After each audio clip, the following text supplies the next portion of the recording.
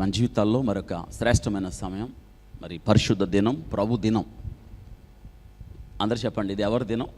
ప్రభు దినం. కాబట్టి మనం ప్రభు కొరకే జీవించాలి ఈ దినం.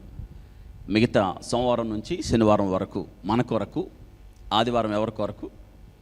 మనం అనుకుంటాం చర్చికి వచ్చి వెళ్ళిపోతే సరిపోద్ది అనుకుంటాం. ఇది ప్రభు దినమైనప్పుడు యేసయ్య ఒక మంచి మాట చెప్పాడు. ఏమనంటే 12 సంవత్సరాలు అప్పుడు, నేను నా తండ్రి పనుల మీద ఉన్నానని మీకు తెలీదా అన్నాడు. కాబట్టి ఈ దినం పూర్తిగా అవును, ఇక్కడికి వచ్చిన ఈ 2 గంటలు దేవుని వాక్యం నేర్చుకోవడానికి, దేవుని వాక్యం వినడానికి, మనందరం దేవుని బిడ్డలుగా, ఆత్మ సంబంధులుగా మనందరికీ ఇది ఒక సహవాసం. కాబట్టి ప్రభువును మనల్ని పిలుచుకున్నాడు, ఎన్నుకున్నాడు. ఆయన సహవాసాన్ని కోరి ఆయన మాటలు వినడానికి వచ్చాం. ఇంటికి వెళ్ళాం, అయిపోలేదు ఇంకా. ఈరోజు మనం దేవుని పని మీదే ఉండాలి, దేవుని వాక్యాన్ని ధ్యానించటం. ఈరోజు ఈ ఉదయకాలం దేవుడు మనతో ఏం మాట్లాడాడో వాటిల్ని మనం తిరిగి తిరిగి ధ్యానించడం ద్వారా జీవితానికి, ముఖ్యంగా ఈ పరిశుద్ధ దినానికి అర్థం ఉంటుంది. నా మాటలు మీకు అర్థం అవుతున్నాయా? మనకు ఒక అలవాటు అయిపోయింది ఏంటంటే, వచ్చి వినేసి వెళ్ళిపోవడం. కాదు, వచ్చి వినేసి వెళ్ళిపోతే అది దేవుని దినం మనం గణపరిచినట్టు కాదు. కాబట్టి మనం మన ఆలోచన తీరు మానుకుందాం. ఇక్కడ విన్న వాక్యం ఇంటికి వెళ్ళిన తర్వాత బెరయ సంఘస్థులు అవ్వాలి. మనం ఏం చేశారు వాళ్ళు? పౌలు చెప్పిన వాక్యం, అందరు చెప్పాలి, పౌలు చెప్పిన వాక్యం అలా ఉందో లేదో అని ఏం చేశారంట? లేఖనాలు, బైబిల్ గ్రంథం తెరిచి చూసుకున్నారు.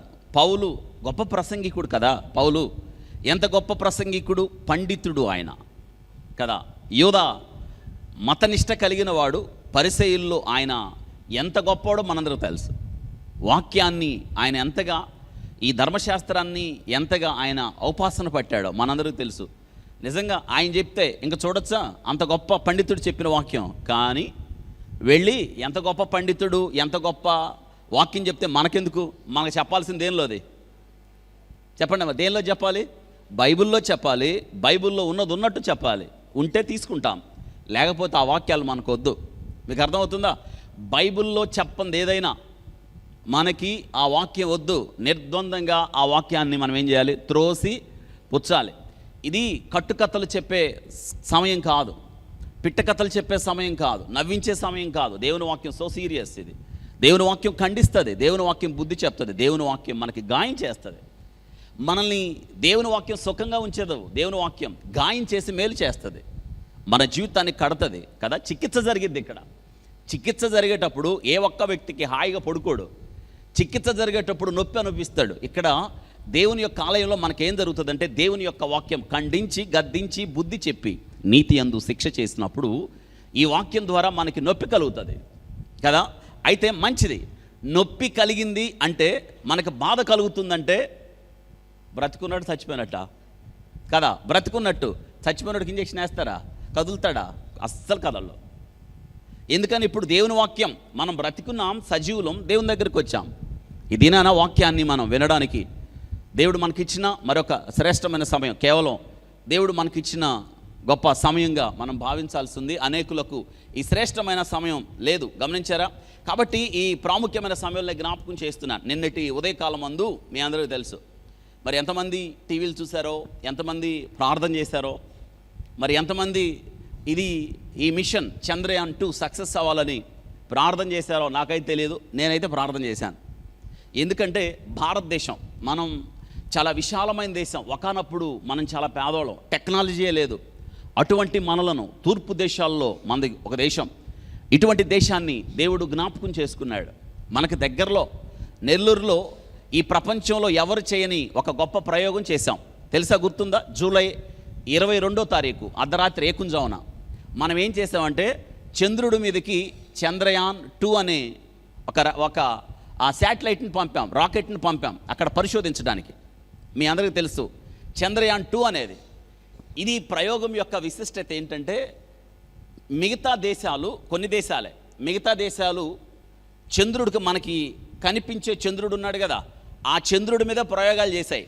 కానీ భారతదేశం ఇంకొక అడుగు ముందుకేసి దక్షిణ ధ్రువం అంటారు, అంటే మనకు కనిపించే చంద్రుడు కాకుండా ఎన్నడూ వెలుగు పడని చందమామ వెనక భాగానికి అక్కడ నీరుందా, అక్కడ వాతావరణం ఉందా, అక్కడ ఖనిజాలు ఉన్నాయా, అక్కడ మనుషులు ఉండడానికి నివాస స్థలమేనా అని పరిశోధన చేయడానికి చంద్రయాన్-2 అనే యాత్ర చేశాం. విచిత్రం ఏంటంటే, ఇందులో ఉన్న గొప్ప విషయం ఏంటంటే, ఒక హాలీవుడ్ సినిమా, ఇంగ్లీష్ వాళ్ళు సినిమా చేయడానికి కొన్ని వేల కోట్లు అవుతాయి.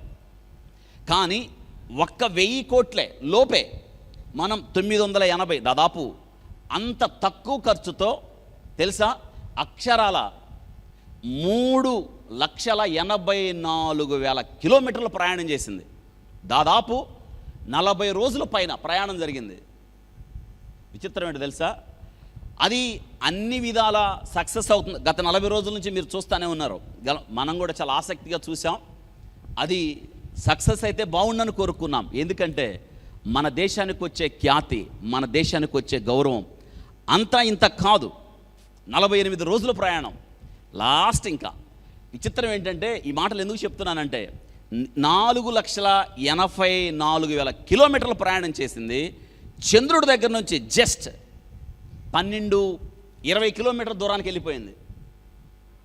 మీరు ఒకసారి ఆలోచించండి, 3,84,000 కిలోమీటర్ల ప్రయాణం చేసి చంద్రుడి దగ్గరికి 7 నుంచి దాదాపు బాపట్ల అంత దూరం, జస్ట్ 20 కిలోమీటర్ల దూరంలోపే ఇంకా చంద్రుడి మీద దిగాలి. నిన్న రాత్రి తెల్లవారితే శనివారం ఎర్లీ అవర్స్లో 1:30-2:30 మధ్య దిగుతుంది.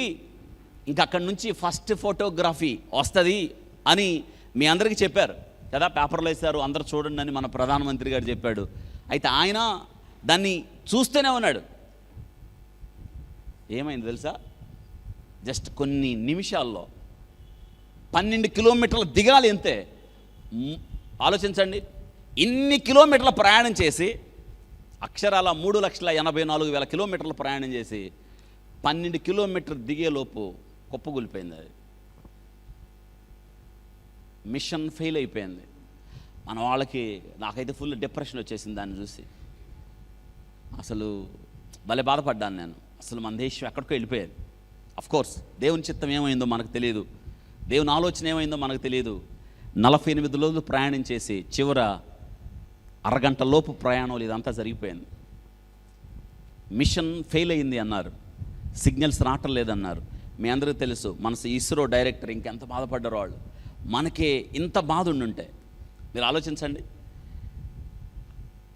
నేనైతే ప్రార్థన చేశాను, ప్రభువా ఇది ఎలాగైనా జరగాలి, ఇది జరిగేటట్టు చెయ్యి, మా దేశం గొప్ప దేశం అవ్వాలి, అన్ని అమెరికా, చైనా, ఫ్రాన్స్ వీటి పక్కన మా దేశం కూడా నిలబడాలి. ప్రపంచంలో ఇంకెవరు చేయలేదు ఇటువంటి ప్రయోగం. పైగా ఈ ప్రయోగం చేయడం ద్వారా భారతదేశం అంటే ఏంటో తెలిసిద్ది. మేము తూర్పు దేశాల వాళ్ళం కదా, మాకు జ్ఞానం ఎక్కువ కదా, అందరికీ తెలియాలి అని అయితే నేనైతే ప్రార్థన చేశాను. విక్రమ్ ల్యాండర్ అని పేరు పెట్టారు. ల్యాండ్ అయ్యే టైంలో జస్ట్ ఒక్క కోణంలో తేడా వచ్చి కళ్ళ ముందు కూలిపోయింది. అది ఎందుకు ఈ మాట జ్ఞాపకం చేస్తున్నానంటే, ఈ సత్యాన్ని 3,84,000 కిలోమీటర్లు ప్రయాణం చేసి 12 కిలోమీటర్ల దూరంలో ఏమైంది, అది కుప్పగూలిపోయింది. ఏమైందో తెలియదు, ఆ ల్యాండర్ ఏమైందో తెలియదు, సిగ్నల్స్ లేవు. శాస్త్రవేత్తలు ఇంకా పరిశోధిస్తున్నారు. అయితే మరొక సందర్భంలో దేవుడు చందమామను చేరడానికి మళ్ళీ జ్ఞానం ఇస్తాడు ఆయన. అయితే అది ఆయన ఇష్టమైతే ఇవ్వగలడు ఆయన, ఏమో తెలియదు. ప్రభు చిత్తం ఏమైందో తెలియదు. ప్రభు ఆలోచనలు మన ఆలోచనలకి, మన తలంపులకి, దేవుని తలంపులకి, ఆకాశానికి, భూమికి ఎంత ఎత్తుందో అంత ఎత్తు ఉంది అంటున్నాడు. నా మాటలు అర్థమవుతున్నాయా? కాబట్టి ఈ వాక్య భాగంలో నేనేం జ్ఞాపకం చేస్తున్నానంటే, ఈ మిషన్ చూస్తుండగానే ఫెయిల్ అయిపోయింది. సిగ్నల్స్ రావటం లేదు అన్నారు. చివరికి ఆ ఇస్రో డైరెక్టర్ చెప్పాడు, ఏమైందో తెలియటం లేదు. బహుశా తర్వాత పేపర్లో, నిన్నటి పేపర్లో వేశారు, అది వచ్చే కక్ష నుంచి ఇంకో కక్షలో ఫోర్స్గా వెళ్ళిపోయి కుప్పకూలిపోయింది అన్నారు. కాబట్టి ఇంత కష్టపడి, దివారాత్రాలు కష్టపడి, our dream it's proud to be Indian, భారతదేశానికి గర్వకారణమైన చంద్రయాన్-2 3,84,000 కిలోమీటర్లు ప్రయాణం చేసి చివరి 20 కిలోమీటర్లలో ఏమైంది, గమ్యాన్ని చేరలేకపోయింది. ఎందుకు ఈ మాట జ్ఞాపకం చేస్తున్నానంటే, దావీదు రాజు అయిన తర్వాత తన జీవితంలో కూడా ఒక మిషన్ చేపట్టాడు. దావీదు రాజు అయ్యాడు, మనందరికీ తెలుసు. దావీదు, దేవుడు వివిధ అనుభవాలు నేర్పి దావీదును రాజు చేశాడు. దావీదు రాజు అయిన తర్వాత మీ అందరికీ తెలుసు, దావీదు గురించి దేవుడు సాక్ష్యం చెప్పాడు, నా చిత్తానుసారుడైన మనుషుడు, నా ఉద్దేశాలు నెరవేర్చువాడు. ఇటువంటి రాజు దావీదు రాజ్యానికి వచ్చిన తర్వాత జరిగిన సంగతి ఏంటో తెలుసా? ఇశ్రాయేలు పెద్దల్ని అందరినీ కూర్చోబెట్టి, రండి, నేను ఒక విషయాన్ని చేపట్టబోతున్నాడు. That's machine. ఒక గొప్ప పనిని చేపట్టబోతున్నాను. ఏంటంటే, సౌలు ఉన్నంతకాలం 40 సంవత్సరాలు సౌలు ఉన్నంతకాలం మందసాన్ని గురించి మనలో పట్టించుకున్నవాడు ఒక్కడు కూడా లేడు. మీ అందరికీ నిన్న వాక్యంలో జ్ఞాపకం చేశాను. మందసము దేవుని సన్నిధికి గుర్తు. మందసము ఉన్నది అంటే దేవుడు ఉన్నాడని గుర్తు. మందసములో ఉన్న 3 వస్తువులు నేను జ్ఞాపకం చేశాను.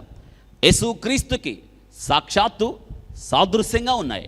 కాబట్టి దావీదు ఈ యొక్క గొప్ప ఉద్దేశాన్ని చేపట్టాడు. మిషన్. ఇది దావీదు జీవితంలో ఎంతో ఎంతో ఎంతో గొప్ప పని. దావీదు జీవితంలో తీసుకున్న గొప్ప నిర్ణయం. అప్పుడు వీళ్ళేమన్నారో తెలుసా? చూడండి, ఒక మాట నేను జ్ఞాపకం చేస్తున్నాను. ఆ మాటలు మనం చదువుదాం. దావీదు తీసుకున్న ఆ నిర్ణయం ఎంత మంచి. దావీదు ఆ నిర్ణయం తీసుకున్నాడు. మొదటి దినవృత్తాంతాల గ్రంథం 13వ అధ్యాయం. మొదటి దినవృత్తాంతాల గ్రంథం 13వ అధ్యాయంలో దావీదు ఏమంటున్నాడో చూడండి. 13వ అధ్యాయం 3వ వచనం చూడండి. 3వ వచనం, మన దేవుని మందసమును మరలా మన యొద్దకు తీసుకొని వత్తము రండి. సౌలు దినములలో దాని యొద్ద మనము విచారణ చేయకయే ఉంటే అండర్లైన్ చేయండి. ఏంటంట? దాని యొద్ద మనం ఏం చేయలేదు, విచారణే చేయలేదు. దావీదు అంటున్నాడు, రండి, పెద్దలతో కూర్చోబెట్టి, యాజకులతో, లేవీలతో వాళ్ళందరిని అంటున్నాడు, రండి, మనం దేవుని మందసాన్ని తెచ్చుకుందాం. సౌలు ఉన్నంత కాలం దాని యొద్ద మనం విచారణ చేయలేదు. అసలు మందసం లేకపోతే ఇశ్రాయేలీలు ఊహించచ్చా? ఊహించలేం. ఈరోజు నేను జ్ఞాపకం చేస్తున్నాను, మందసము లేని ఇశ్రాయేలీలు, మందసాన్ని గురించి ఆలోచించని ఇశ్రాయేలీలు. మందసము దేవునికి గుర్తయినప్పుడు, మందసము దేవుని సన్నిధికి గుర్తయినప్పుడు, మందసము ఉంటే దేవుడు ఉన్నాడు అనడానికి గుర్తు ఇదిగో ప్రజల వారి మధ్య, ఇశ్రాయేలీల ప్రజల మధ్య దేవుడు ఉన్నాడు అని జ్ఞాపకం చేయడానికి మందసం. నా మాటలు అర్థమవుతున్నాయా? మందసమును గురించి విచారణ చేయలేదు. సౌలు ఎంతకాలం పరిపాలించాడు? 40 సంవత్సరాలు. అంటే ఈ 40 సంవత్సరాలు మందసాన్ని గురించి ఆలోచించిన వాడే లేడు. ఈ 40 సంవత్సరాలు మందసాన్ని గురించి విచారణ చేసిన వాడే లేడు. అంటే నేను అంటాను, అసలు మందసం లేకుండా ఇశ్రాయేలీని ఊహించగలవా? అమ్మో, అసలు దేవుడు లేకుండా మానవ జీవితాన్ని ఊహించగలవా? కదా. దేవుడు లేకుండా బ్రతకాలనుకున్న ధనవంతుడిని దేవుడు అన్నాడు, వెర్రివాడా, ఈ రాత్రి నీ ప్రాణం, the life without God is meaningless. దేవుడు లేని జీవితం అర్థమేముంది? ఇంకా దేవుని లేని జీవితానికి గమ్యమేముంది? దేవుని లేని జీవితానికి అసలు అశాంతం ఏమిది కూడా లేదు. ఈ దినాన్ని జ్ఞాపకం చేస్తున్నాను. కాబట్టి దావీదు రాజ్యానికి వచ్చిన తర్వాత ఒక మిషన్ చేపట్టాడు. అది ఆయన జీవితానికి చాలా గొప్ప పని. ఏంటంటే, దేవుని మందసాన్ని ఆయన రాజ్యానికి వచ్చిన తర్వాత యెరూషలేమును కేంద్రంగా చేసుకొని, యెరూషలేముని ఆయన రాజధానిగా చేసుకొని, క్యాపిటల్గా చేసుకొని రాజ్యాన్ని పరిపాలించడానికి ఆయన మొట్టమొదట ఆలోచించింది ఏంటంటే, ఖచ్చితంగా దేవుని మందసాన్ని తీసుకొచ్చి యెరూషలేముకు తరలిద్దాం. మంచి పనేనా? మంచి పనే కాదా? దేవుణ్ణి తెచ్చుకుందాం. దేవుడు లేకపోతే మన రాజ్యానికి ఆధారం లేదు. దేవుడు లేకపోతే మన జీవితాలకు ఆధారం లేదు. దేవుడు లేకపోతే ఇశ్రాయేలు అన్న మన జాతికి అర్థమే లేదు అని దావీదు తీసుకున్న నిర్ణయం మంచిదంటారా కాదంటారా? మంచిదే. ఎందుకని ఎవరు మాట్లాడట్లేదు? మంచిదే కాదా?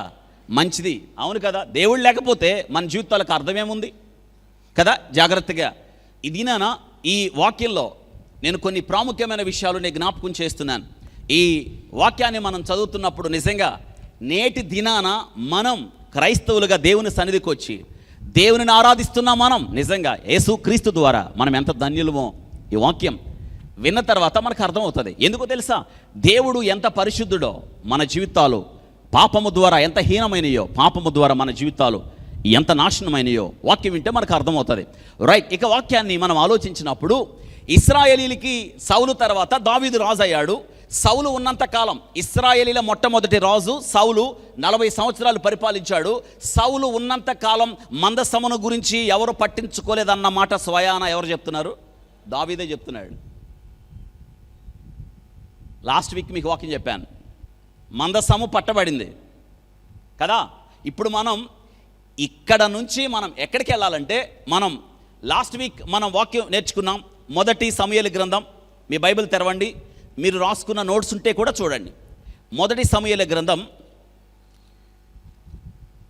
యుద్ధం జరిగింది, ఫిలిస్తీన్లకి ఇశ్రాయేలుకి యుద్ధం జరిగింది కదా. 4వ అధ్యాయం నుంచి పోయిన వారంలో, పోయిన వర్తమానములో 4, 5, 6 అధ్యాయాలు మనం ధ్యానం చేశాం. 4, 5, 6 అధ్యాయాలలో ఉన్న శ్రేష్టమైన విషయాలు మనం ధ్యానం చేశాం. ఇశ్రాయేలీలకి ఫిలిస్తీన్లకి యుద్ధం జరుగుతూ ఉంది కదా. యుద్ధంలో ఎవరు ఓడిపోయారు? ఇశ్రాయేలీలు ఓడిపోయారు. ఎందుకు ఓడిపోయారో కూడా చెప్పాను. ఎందుకో తెలుసా? వారితో దేవుడు లేడు. వారి జీవితాలు దేవునికి ఇష్టంగా లేవు. దేవుని వాక్యాన్ని, దేవుని మందసాన్ని వారు పక్కన పెట్టేశారు. అందుకని యుద్ధంలో ఓడిపోయారు. 4,000 మంది చచ్చిపోయారు. ఇప్పుడు వీళ్ళకి గుర్తొచ్చాడు దేవుడు కదా. అయ్యో, మనం యుద్ధంలో ఓడిపోవడానికి కారణం ఏంటంటే మనతో ఏమీ లేదు, మందసం లేదని ఏం చేశారంటే మందసాన్ని తెప్పించారు. షీలోహులో ఉన్న మందసాన్ని పోయి తెచ్చారు. ఇప్పుడు వీళ్ళకి ఎక్కడ లేని బలం వచ్చింది. మందసం చూడంగానే బలం వచ్చి పెద్ద పెద్దగా కేకలేశారు. అవతల ఫిలిస్తీన్లు అన్నారు, అమ్మో ఇదేంటి వీళ్ళు ఇలా కేకలేస్తున్నారంటే అందులో ఎవరో చెప్పారు, వాళ్ళు ఈసారి వారి దేవుని సన్నిధికి గుర్తుగా ఉన్న మందసాన్ని వాళ్ళు తెచ్చుకున్నారనగానే వాళ్ళు గుండెలు బాదుకొని, అయ్యో ఇక మన పని అయిపోయింది. ఈ మందసం బట్టే కదా వాళ్ళు అంత గొప్పగా విజయం సాధించారు. ఫరో ఓడిపోయాడు. ఐగుప్తీల గుండెలు కరిగిపోయినాయి. ఇప్పుడు ఈ దేవుని చేతిలో నుండి మనల్ని ఎవరు విడిపిస్తారని ఏడ్చుకున్నారు వాళ్ళందరూ కదా. అప్పుడు వాళ్ళలో ఫిలిస్తీన్లు, మీరేం భయపడద్దు, మీరు మటుకు యుద్ధానికి పోండి అన్నారు. ఇప్పుడు ఇశ్రాయేలుకు ఒక ధైర్యం ఏంటది? వాళ్ళతో ఏముందని? మందసం ఉందని కదా. మందసం ఉందని ధైర్యం. ఇప్పుడు మందసాన్ని తీసుకొని యుద్ధానికి వెళ్తే విచిత్రం ఏంటో తెలుసా? మళ్ళీ యుద్ధంలో ఏం జరిగిందో చూడండి. అక్కడ 4వ అధ్యాయం, లాస్ట్ వీక్ చదివాను, ఒకసారి 10వ వచనం. ఫిలిస్తీన్లు యుద్ధము చేయగా ఇశ్రాయేలు ఓడిపోయి అందరూ తమ డేరాలకు పరిగెత్తుకొని వచ్చి పరిగెత్తిచ్చి చంపారు. వాళ్ళు తెలుసా, పెద్ద హీరోల్లాగా వెళ్ళారు. ఏం తీసుకొని? మందసాన్ని. మరి ఏది పవర్ చూడండి. మందసం తీసుకొని పరిగెత్తి వచ్చారు. అప్పుడు అత్యధికమైన వధ జరిగెను. ఇశ్రాయేల్లో 30,000 మంది కూలిని. ఎంతమంది అండి? 30,000 మంది. ఇప్పుడు మందసం ఉంటే గెలవాలా ఓడిపోవాలా? గెలవాలి. కానీ వీళ్ళేంటి? ఇక్కడ విచిత్రం చూడండి. మందసం లేనప్పుడు ఎంతమంది వచ్చారు? మందసం ఉన్నప్పుడు. దీన్ని బట్టి ఏమర్థం? తల కింద బైబిల్ పెట్టుకుంటే ఏమవుద్ది? అంతకుముందు ఒక కళ వచ్చేది కదా, ఒక కళ వచ్చింది. అప్పుడు నీకు ఒక కళ రాగానే కారణం ఏమిటి? రైట్, తీసుకురండి బైబిల్ అని తల కింద పెట్టుకుంటే ఎన్ని కళలు వస్తాయి? 4 వస్తాయి. ఎందుకని? నువ్వు తల కింద పెట్టుకున్నావా, పైన పెట్టావా, తెల్లగుడ్డ జుట్టి బైబిల్ పెట్టావా అన్నది సమస్య కాదు. ఆ వాక్యం హృదయంలో ఉందా లేదా, దట్స్ ఆల్.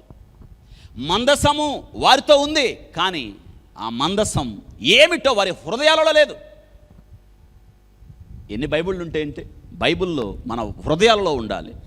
పౌలు ఎప్పుడు ఒక్క మాట చెప్తాడు, క్రీస్తు వాక్యం మనలో సమృద్ధిగా. అందుకే నీ ఎదుట నేను పాపము చేయకున్నట్లు ప్రభువా నీ వాక్యము నా హృదయంలో ఉంచుకున్నానన్నాడు దావీదు. అవును, పాపం ఎందుకు చేయాలి? ఎందుకు చేయాల్సి వస్తుంది? ఎందుకు చేయాలనిపిస్తుంది? కారణం ఏంటంటే హృదయంలో పాపం లేదు. ఎందుకంటే హృదయంలో పాపం ఉంటే మనల్ని పాపానికి ప్రేరేపించదు. అవును, 100% వాక్యం చదవనోడు, వాక్యాన్ని హృదయంలో భద్రం చేసుకున్నాడు, పాపానికి ప్రేరేపించబడతాడు. అవును, హృదయాన్ని పాపము లక్ష్యం చేస్తున్నాడంటే వాక్యానికి దూరంగా ఉన్నాడు. డిఎల్ మూడీ గారు ఒక మంచి మాట అంటాడు, వాక్యము పాపానికి దూరంగా చేస్తుంది, లేదా ఈ పాపం వాక్యానికి దూరంగా. అవును, వాక్యం ఉంటే పాపం చేయవు, పాపం చేస్తే వాక్యం రాదు, నీ ఇష్టం. ఇశ్రాయేలీలు మందసము, దేవుని సన్నిధికి గుర్తుగా ఉన్న మందసాన్ని వారు తీసుకువెళ్ళారు, కానీ ఓడిపోయారు. ఈసారి 30,000 మంది చచ్చిపోయారు. అవి ఒక 4, ఈ ఒక 30, మొత్తం ఎంత? 34,000 చచ్చిపోయారు. ఇప్పుడు చూడండి, ఇంత జరిగితే బాగానే ఉంది, కానీ ఇప్పుడు సమస్య ఏంటంటే కింద వచనంలో చూడండి, 11వ వచనం, మరియు దేవుని మందసము పట్టబడెను. ఇక్కడ అవుదాం, అండర్లైన్ చేసేయండి. దేవుని మందసం ఏంటంటే ఎవరి చేతుల్లోకి వెళ్ళింది? ఫిలిస్తీన్. జాగ్రత్తగా వినాలి ఇప్పుడు ఇక మీరు. దేవుని మందసం. ఈరోజు ఈ మందసాన్ని గురించి కొన్ని మాటలు నేను మీకు చెప్పడానికి ముందు ఇది మీకు స్పష్టంగా అర్థం కావాలి. జాగ్రత్త వినండి. దేవుని మందసము పట్టబడింది. ఎవరు పట్టుకున్నారు దీన్ని? జాగ్రత్త వినండి. ఫిలిస్తీన్లు పట్టుకున్నారు కదా. దేవుడు బలము లేనోడా? ఫిలిస్తీన్ల చేతుల్లోకి దేవుడు ఇష్టంగా వెళ్ళాడా, లేకపోతే వాళ్ళు బంధించి తీసుకెళ్ళారా? జాగ్రత్త వినండి, అందరూ చెప్పండి. ఇష్టంగా వెళ్ళాడు, లేకపోతే దేవుణ్ణి ఎవరు బంధిస్తారు? ఇశ్రాయేలీయుల యుద్ధం నుండి దేవుడు ఫిలిస్తీన్ల చేతిలోకి వెళ్ళాడు, అనగా శత్రువుల చేతిలోకి దేవుడు వెళ్ళడానికి ఇష్టపడ్డాడు. ఈ సత్యం మీరు అర్థం చేసుకోవాలి. లేకపోతే ఫిలిస్తీన్లు ఎవరండి దేవుని మందసాన్ని పట్టుకోవడానికి? దేవుడు ఇష్టపడ్డాడు వాళ్ళ మధ్యకి వెళ్ళడానికి. శత్రువుల చేతిలో దేవుడు ఉండడానికి, శత్రువులు పట్టుకోవడానికి దేవుడు ఇష్టపడ్డాడు. ఎందుకో తెలుసా? ఒక అద్భుతమైన విషయం, ఫిలిస్తీన్లకు కూడా దేవుడు ఛాన్స్ ఇస్తున్నాడు ఆయన ఎవరో తెలుసుకోవడానికి. మీకు అర్థమవుతుందా? దేవుడు ఏ ఒక్క వ్యక్తి నశించిపోవాలని దేవుడు ఎప్పుడు కూడా కోరుకోడు.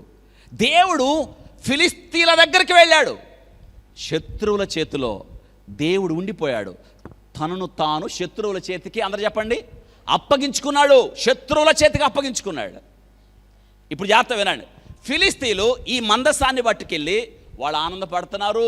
మన దేవత, దాగోను దేవత, శత్రువుల్ని మన చేతికి అప్పగించిందని వాళ్ళు ఆనందంగా తీసుకెళ్ళి దీన్ని ఆడబెట్టారు. ఎక్కడ? వాళ్ళ దేవత ముందు పెట్టారు. వాళ్ళకి అలవాటు అది. మన దేవత మనకు ఈ దేవుణ్ణి అప్పగించిందని మందసాన్ని తీసుకెళ్ళి ఆడ పెట్టారు. జాగ్రత్త వినండి. ఉదయాన్నే ప్రాతకాలం అందు ఉదయాన్నే వెళ్ళారు పూజ చేయడానికి. ఏవో తెలియదు, ప్రాతకాలం అని బైబిల్ గ్రంథంలో ఉంది. ఉదయాన్నే వెళ్ళారు. వెళ్ళేటప్పటికి ఆ మందసము, ఈ మందసం ముందు ఆ దేవత బోర్లగా పడింది. జాగ్రత్త వినండి. ఎవరన్నా నెట్టారా? ఆ దేవతే పడిందా? వీడు తలుపు తీసి చూశారు. కనీసం కొంచెం అని ఆలోచించాలి కదా. ఎంక్వైరీ కమిషన్ వేయాలి. ఎవరన్నా నెట్టారా? కుట్ర జరిగిందా? లేదా అదే పడిందా? ఎవరు వెళ్తారు? ఎవరు పడేస్తారు? అంత పెద్ద విగ్రహాన్ని ఎవరు పడేస్తారు? ప్రతిష్ఠించిన విగ్రహాన్ని ఎవరు పడేస్తారు? బోర్లాగా పడిపోయింది. సరే, పడితే పడింది. అందరూ వచ్చి రండి రండి రండి, మన దేవత పడిపోయింది అని వచ్చి మళ్ళీ ఏం చేశారు? దాని ఉన్న స్థలంలో నిలిపి మళ్ళీ తలుపేసి మళ్ళీ పోయారు. మళ్ళీ ఉదయానే, వీళ్ళ పని చూడండి ఎట్టుందో, ఉదయానే మళ్ళీ ఉదయానే వస్తే ఈసారి మళ్ళీ షాక్ వాళ్ళకి. ఈసారి 2 చేతులు లేవు, తల లేదు, ముక్కలైపోయింది. ఇప్పుడు జాగ్రత్త వినండి. మందసం వాళ్ళ దగ్గరికి వచ్చినప్పుడు దేవుడు మొదట వార్నింగ్ ఇచ్చాడు. అరే, దేవత పడిపోయింది. ఈ మందసం ముందు దేవత పడిపోయిందంటే ఎందుకు పడింది? ఎందుకు బోర్లగా పడింది? కొంచెం అని ఆలోచించాలి లేదా? ఆలోచించారా? ఆలోచించలేదు. పోనీ రెండో వార్నింగ్ ఇచ్చాడు. ఈసారి దేవత బోర్లగా పడి తల ఇరిగిపోయింది, 2 చేతులు ఇరిగిపోయినాయి. కనీసం ఇప్పుడన్నా ఆలోచించాలి లేదా? ఎందుకు ఇలా జరిగింది? ఆలోచించాల. పైగా తలుపేసి తాళం వేసి ఎవడో కూడా గడప తొక్కకుండా వెళ్ళిపోయారు. ఇంకా దేవుడు చూడండి, ఇప్పుడు ఒక ఆశ్చర్యకర విషయాన్ని మీ దృష్టికి తెస్తున్నాను. ఈ విగ్రహము పడిపోవడం ద్వారా నేను అంటాను దేవుడు వాళ్ళతో మాట్లాడాడు. అవునంటారా కాదంటారా? అవును, దేవుడు వాళ్ళతో మాట్లాడు. వినలా వాళ్ళు. రెండోసారి ఈ విగ్రహము చేతులు విరిగిపోయినాయి, తల విరిగిపోయింది. దేవుడు మళ్ళీ మాట్లాడాడు. విన్నారా? వినలా. తాళం వేసుకొని వెళ్ళిపోయారు. హృదయాలు కఠినం చేసుకున్నారు. ఈసారి 3వ వార్నింగ్, దేవుడు వాళ్ళ గడ్డలు పెట్టాడు. ఎక్కడ చూసినా గడ్డలు, నొప్పి, బాగా గడ్డలు వస్తాయి చూసారా? బాగా వేడి చేస్తే గడ్డలు వస్తాయి అంటారు చూసారా? అలాంటి గడ్డలు ఒళ్ళంతా వచ్చినాయి. ఏమైనా మారారా? మారలా. పైగా వాళ్ళు అన్నారు, అమ్మో, ఈ గడ్డలతో వాళ్ళు ఏడ్చుకుంటుంటే వాళ్ళ కేకలు ఆకాశం దాకా చేరినాయి అంట. ఆకాశం దాకా అబ్బా అమ్మ అంటున్నారు, కానీ ఈ దేవుడు వల్లే మాకు వచ్చింది అంటున్నారు. కానీ ఆ దేవుడు గురించి తెలుసుకోవడానికి ఎవడు కూడా ప్రయత్నం చెయ్యలా. ఎవడేం చేస్తాడు? ఇంత మైకులు పెట్టి రండి, వినండి, రక్షణ పొందండి అని ఇంత చెప్తున్నా ఎవడన్నా మారుతున్నాడా? అవును, దేవుడు కృపాకాలం, ఒక దినం ఉంది. రండి, వినండి, రక్షణ పొందండి ఉండవేక ఆగిపోతాయి. గడ్డలు వచ్చినాయి. వెంటనే వాళ్ళు అన్నారు, అష్టోదవారు, అమ్మో వద్దు, ఈ దేవుణ్ణి మనం వదిలించుకుందాం.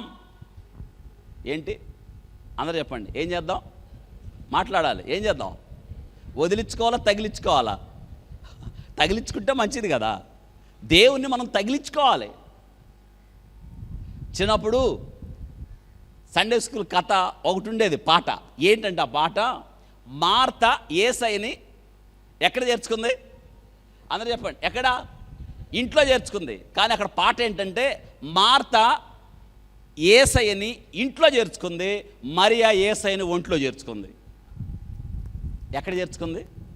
మనమండి ఇంట్లో చేర్చుకుంటే పని అయిద్దా? ఎక్కడ చేర్చుకోవాలి? ఒంటిలో చేర్చుకోవాలి. యేసయ్యని హృదయంలో చేర్చుకోవాలి. గడ్డలు వచ్చినాయి అష్టోది వారికి, వదిలించుకోవాలనుకున్నారు, పెద్దలను పిలిచారు. ఇంకొక పట్టణం గాతు పట్టణానికి పంపించేద్దాం. అయ్యగారు గాతు ఊరు ఆయన ఎవరు? గొల్యాతు గాతు, ఆ ఊరికి పంపించారు. ఇక చూడండి, ఈ గడ్డలు దేవుడు ఇటు నుంచి అటు వెళ్ళాడు, వాళ్ళకు కూడా గడ్డలు ఈసారి ఇంకొక అడుగు ముందుకు వేసి ఎలుకలు పందికొక్కులు ఆ భూములు ఏం చేసినాయి? పాడు చేసినాయి. వాళ్ళైనా ఏమని తెలుసుకున్నారా? తెలుసుకోవాలా? అమ్మో దీన్ని నెక్స్ట్ ఇంకెక్కడ తర్వాత పట్టణం ఎక్రోనుకు పంపించేద్దామని మందసాన్ని తీసుకెళ్ళి అక్కడికి పంపిస్తే వాళ్ళు ఊరి బయట ఆపేశారు దాన్ని. మేము కూడా రావాలనే అని పెద్ద మీటింగ్ పెట్టి పెద్దలు పిలిచి, యాజకులను పిలిచి, శకునగాండ్రు పిలిచి ఏం చేద్దాం అన్నప్పుడు ఏం చేసేదే ఉంది, ఆ దేవుడిని అక్కడికి వాళ్ళ దేవుడిని వాళ్ళకి పంపించేద్దాం. ఊరికి వచ్చిన దేవుణ్ణి వాళ్ళు ఏం చేస్తున్నారు? మాట్లాడిన దేవుని మాటలు వినకుండా ఎన్ని సూచనలు ఇచ్చాడు దేవుడు. అరే దేవుడు వాళ్ళ దగ్గరికి వెళ్తే, ఒక సందర్భాన్ని జ్ఞాపకం చేస్తున్నాను. ఇశ్రాయేలు చిన్నది గుర్తుందా కదా? సిరియా సైన్యాధిపతి నయమాను కదా ఇశ్రాయేలు మీదకి యుద్ధానికి వెళ్ళి యుద్ధంలో గెలిచి తిరిగి వచ్చేటప్పుడు ఎవరిని తీసుకొచ్చాడు? ఇశ్రాయేలు చిన్నది. నేనంటాను ఇశ్రాయేలు చిన్నదాన్ని దేవుడు పంపించాడు. భయంకరమైన సిరియా పట్టణంలో దేవుని కొరకు సాక్షిగా, దేవుని కొరకు మాట్లాడడానికి ఆ సిరియా సైన్యాధిపతి ఇంట్లో పెట్టాడు. ఆ చిన్నది మాట్లాడింది. సిరియా సైన్యాధిపతి దేవుని నమ్ముకున్నాడు. చక్కని స్టేట్మెంట్ ఇచ్చాడు, ఇశ్రాయేల్లో దేవుడు తప్ప మరొక దేవుడు. ఇక్కడ మందసం మాట్లాడుతుంటే తెలుసుకున్నారా? ఇన్ని సూచనలు ఇచ్చి ఎవడన్నా మారాడా? పైగా ఎక్కురోని వారు అన్నారు, లేదు వద్దు పంపించేద్దామని. మీ అందరికీ తెలుసా? బండి కట్టి పాడి ఆవులను పెట్టి మందసాన్ని ఏం చేశారు? ఎక్కడ పంపించేశారు? ఇశ్రాయేల్ దేశానికి పంపించారు. లాస్ట్ వీక్ ఇది చెప్పాను, ఆవుల గురించి చెప్పాను. ఇక్కడ దాకా జరిగిన సంగతి ఇది. ఎవరి హయాంలో జరిగింది? ఇంకా సౌలు రాజ్యానికి రాలేదు. ఇంకా సౌలు ఇశ్రాయేల్ మొట్టమొదటి రాజు రాజ్యానికి రాలేదు. ఇప్పుడు మనం ఎక్కడ ఆగామంటే మొదటి సమూయేలు గ్రంథంలో మనం తీయండి. మొదటి సమూయేలు గ్రంథం 6వ అధ్యాయం. మొదటి సమూయేలు గ్రంథం 6వ అధ్యాయం. పోయిన వారం 16 వచనాల దాకా చూసాం కదా. 16 వచనాలు ఏం చేశారు? ఆ ఫిలిస్తీయులు ఆవులు యెహోవాకు దహన బలిగా 15వ వచనం దహన బలిగా అర్పించిరి. లేవీలు యెహోవా మందసమును బంగారపు వస్తువులు గల చిన్న పెట్టెను దించి ఆ పెద్ద రాతి మీద ఉంచగా దినమున బెత్షెమెషు వారు యెహోవాకు దహన బలులను అర్పించి బలులను వధించిరి.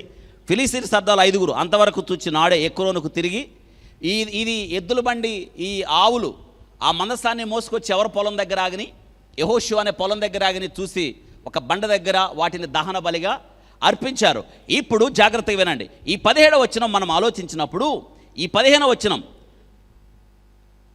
17వ వచనం చదువుతున్నాను. అపరార్థమైన అర్పణగా ఫిలిస్తీయులు చెల్లించిన బంగారపు గడ్డలు ఏమనగా అష్టోదు వారి నిమిత్తం 1, గాజా వారి నిమిత్తం 1, అష్కెలోను వారి నిమిత్తం 1, గాతు వారి నిమిత్తం 1, ఎక్రోను వారి నిమిత్తం మొత్తం ఎన్ని అర్పించారండి? బంగారపు గడ్డలు 5 పట్టణాలకి 5 అన్నట్టు. ప్రాకారము గల పట్టణం వారేమి, పొలములోని గ్రామం వారేమి, ఫిలిస్తీయులు 5 సర్దారులు పట్టణంలో లెక్క చొప్పున బంగారు పందికొక్కును అర్పించిరి. వారు యెహోవా మందసమును దింపిన పెద్ద రాయి దీనికి సాక్ష్యం. నేటి వరకు ఆ రాయి బెత్షెమెషు వాడైన యెహోషువ యొక్క పొలములో ఉన్నది. బెత్షెమెషు వారు జాగ్రత్త వినండి. 19వ వచనం.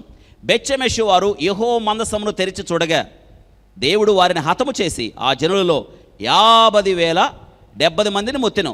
యెహోవా గొప్ప దెబ్బతో అనేకులు మొత్తగా జనులు దుఃఖాక్రాంతులైరి. అప్పుడు బెత్షెమెషు వారు పరిశుద్ధుడైన దేవుని సన్నిధిని ఎవరు నిలగొరరు? మన యొద్ద నుండి ఆయన ఎవరి యొద్దకు పోవాలని చెప్పి కిర్యతరీము కాపురస్తుడు దూతలను పంపి ఫిలిస్తీయులు యెహోవా మందసమును మరలా తీసుకుని వచ్చిరి. మీరు వచ్చి మీ దాపునకు దాన్ని తీసుకుని పోవాలని వర్తమానం పంపిరి. 7వ అధ్యాయం. అంతటా కిర్యతరీము వారు వచ్చి యెహోవా మందసమును తీసుకుని పోయి కొండయందుండే అబీనాదాబు ఇంట చేర్చి దానిని కాపాడుటకై తన కుమారుడైన ఎలియాజరును ప్రతిష్ఠించిరి. 2వ వచనం. మందసము కిర్యతరీము నుండి కాలము 20 సంవత్సరాల ఆయను.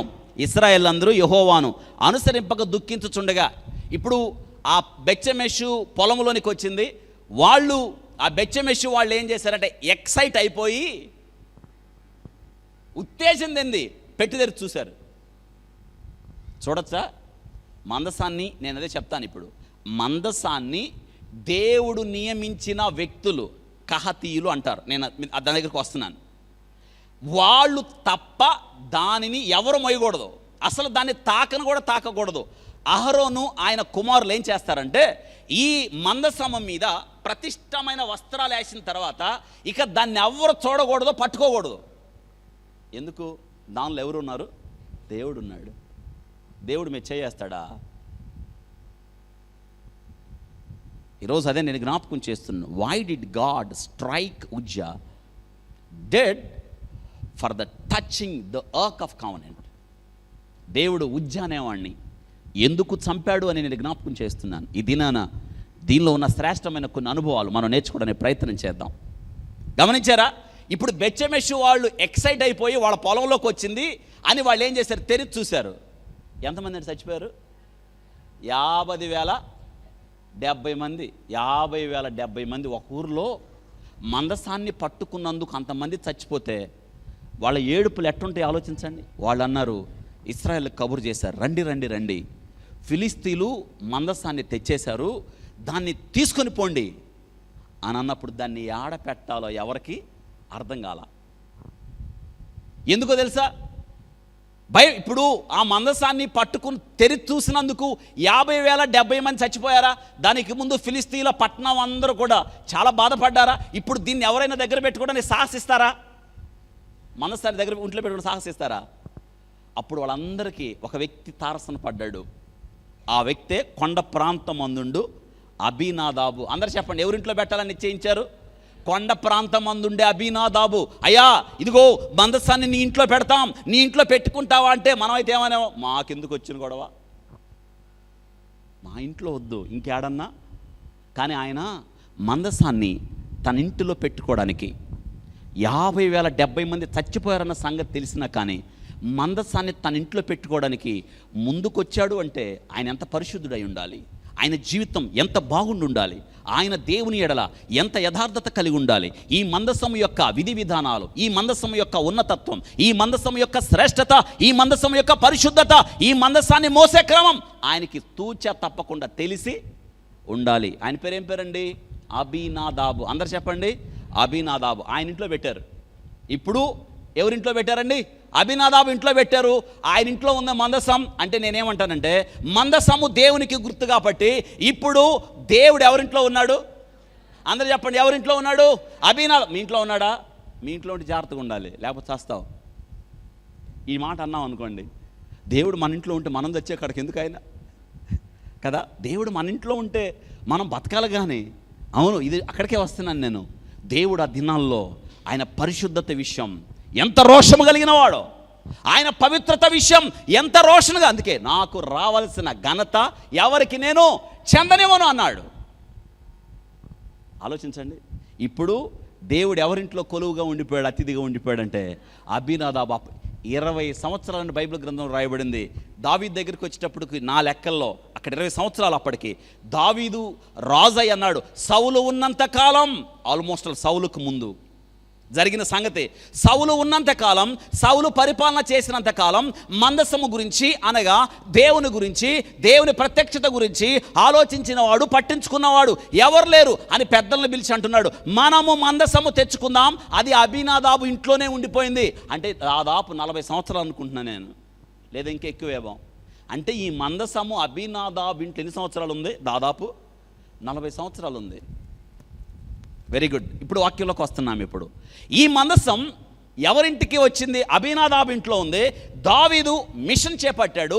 దావీదు ఒక ఉన్నతమైన పనిని చేపట్టాడు. దావీదు ఒక కోరిక వచ్చింది. దావీదు జీవితంలో ఒక శ్రేష్టమైన దినం. ఎందుకంటే దేవుణ్ణి రాజధానికి తీసుకొస్తున్నాడు. అందరూ చెప్పండి, దేవుణ్ణి ఎక్కడ తెస్తున్నాడు? తను పరిపాలించే రాజ్యానికి తీసుకొస్తున్నాడు. యెరూషలేముకు తీసుకొస్తున్నాడు. మంచిదేగా అమ్మా, దేవుణ్ణి తెచ్చుకుంటున్నాడు. అందుకే దావీదేమో దేవుడు వస్తున్నాడని డ్యాన్స్ డెత్ రెండు ఉన్నాయి. ఏంటి? ఒక ఆయనేమో ఆ డ్యాన్స్లో వెనక చచ్చిపోయాడు, ముందు ఆయన డ్యాన్స్ వేస్తున్నాడు కదా. ఈయనేమో డ్యాన్స్ వేస్తున్నాడు, వెనక గొల్లుమని ఏడ్చారు, వెనక తిరిగి చూశాడు, ఆయన చచ్చిపోయాడు, డ్యాన్స్ ఆపేశాడు. ఎవరో కదా. ఒక్కసారి ఆలోచించండి, దావీదు ఎందుకు డ్యాన్స్? దేవుడు తన ఇంటికి వస్తున్నాడని. నేటి దినాన్ని చాలామంది నాకు ఆశ్చర్యం అవుతూ ఉంటుంది. మనం నాట్యం చేస్తూ పాట పాడదామంటారు చాలామంది. ఏ నాట్యం? ఎక్కడ నాట్యం? చర్చిలో నాట్యమా? స్టేజ్ మీద నాట్యాలా? దేనికి నాట్యం? ఇది చూపిస్తారు. దావీదు నాట్యం చేయలేదా? దావీదు నాట్యం చేశాడు. కారణం ఏంటి? దావీదు హృదయంలో దేవుడు ఉన్నాడు. దేవుడు తన ఇంటికి వస్తున్నాడని. ఆయన శాశ్వతంగా మనలో ఉన్నాడు. ఆత్మతో సత్యంతో మనం ఏం చేయాలి? బయటికి డ్యాన్స్ చేయాల్సిన పనేం లేదు. ఆయన అల్లరికి కర్త. చాలామంది ఊగిపోవడం, పక్కబడిపోవడం, కుర్చీల మీద పట్టడం, వాడి మీద పట్టడం, నెట్టితే పట్టడం, తోస్తే పట్టడం, గిరగిర తిరగటం. ఏంది ఇదంతా? ఏంటండి ఇదంతా? అవమానం కదా దేవునికి. క్రమశిక్షణ, ఆర్డర్. క్రమం తప్పితే ఊరుకోడు. నాకు అనిపించింది ఇది చదువుతున్నప్పుడు, అదే దేవుడు కదా, అరే అదే రోషం ఈరోజు మనం ఎవరన్నా ఉంటే రొట్టె పట్టుకోగల సచ్చేవాళ్ళం. ఆ రొట్టె ప్రభు యొక్క శరీరం. రొట్టె అనగానే, రొట్టె మీ దగ్గరకు రాగానే కొప్పలు తెప్పలుగా శవాలు. ఒకవేళ అలాంటిది ఉండుంటే ఏం జరిగింది ఇంతకీ? ఈరోజు మీరు ఆలోచించండి. దావీదు రాజ్యానికి వచ్చి రైట్ స్టార్ట్ చేద్దాం. మనం అబీనాదాబు ఇంటిలో ఉన్న మందసాన్ని తెచ్చేసుకుందాం. ఈ మందసము దేవునికి గుర్తు. ఈ మందసము దేవునికి గుర్తు, దేవుని సన్నిధికి గుర్తు. ఇశ్రాయేలు జీవితంలో మందసము లేకపోతే జీవితం లేదు. ఇది రాజ్యానికి ఉన్నతత్వం, రాజ్యానికి శ్రేష్టత. మందసము లేకుండా ఇశ్రాయేలీని డిఫైన్ చేయలేము. ఇశ్రాయేలీని మనం అస్సలు నిర్వచించలేము కదా. ఒక డాక్టర్కి శతస్కోప్ ఉండాలి, అవునా కదా? ఒక డాక్టర్కి తెల్లకోటు ఉండాలి. శతస్కోప్ లేకుండా డాక్టర్ అవుతాడా? మందసం లేకుండా ఇశ్రాయేలీయుడు కాడు, దేవుని వాక్యం లేకుండా. కాబట్టి నేను జ్ఞాపకం చేస్తున్నాను. బాగుంది. ఇది పండగ ఆచరించండి అన్నాడు. ఇప్పుడు మనం ఇక్కడి నుంచి ఎక్కడికి వెళ్ళాలంటే 2 సమూయేలుకి వెళ్ళాలి. 2 సమూయేలు. ఇప్పుడు మనం వాక్య భాగంలోకి ఇప్పుడు వస్తున్నాం. 2 సమూయేలు గ్రంథం 2 సమూయేలు గ్రంథం 6వ అధ్యాయం. 2 సమూయేలు గ్రంథం 6వ అధ్యాయం మొదటి 9 వచనాలు చదువుతున్నాను, దయచేసి చూడండి.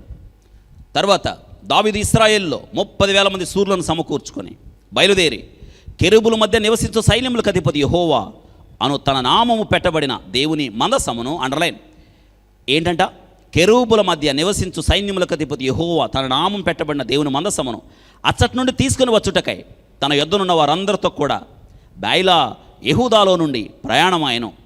వారు దేవుని మందసమును కొత్త బండి మీద ఎక్కించి గిబియోన్లోనున్న అబీనాదాబు యొక్క ఇంటి నుండి తీసుకొని రాగా దాదాపు 20 మైళ్ళ దూరం.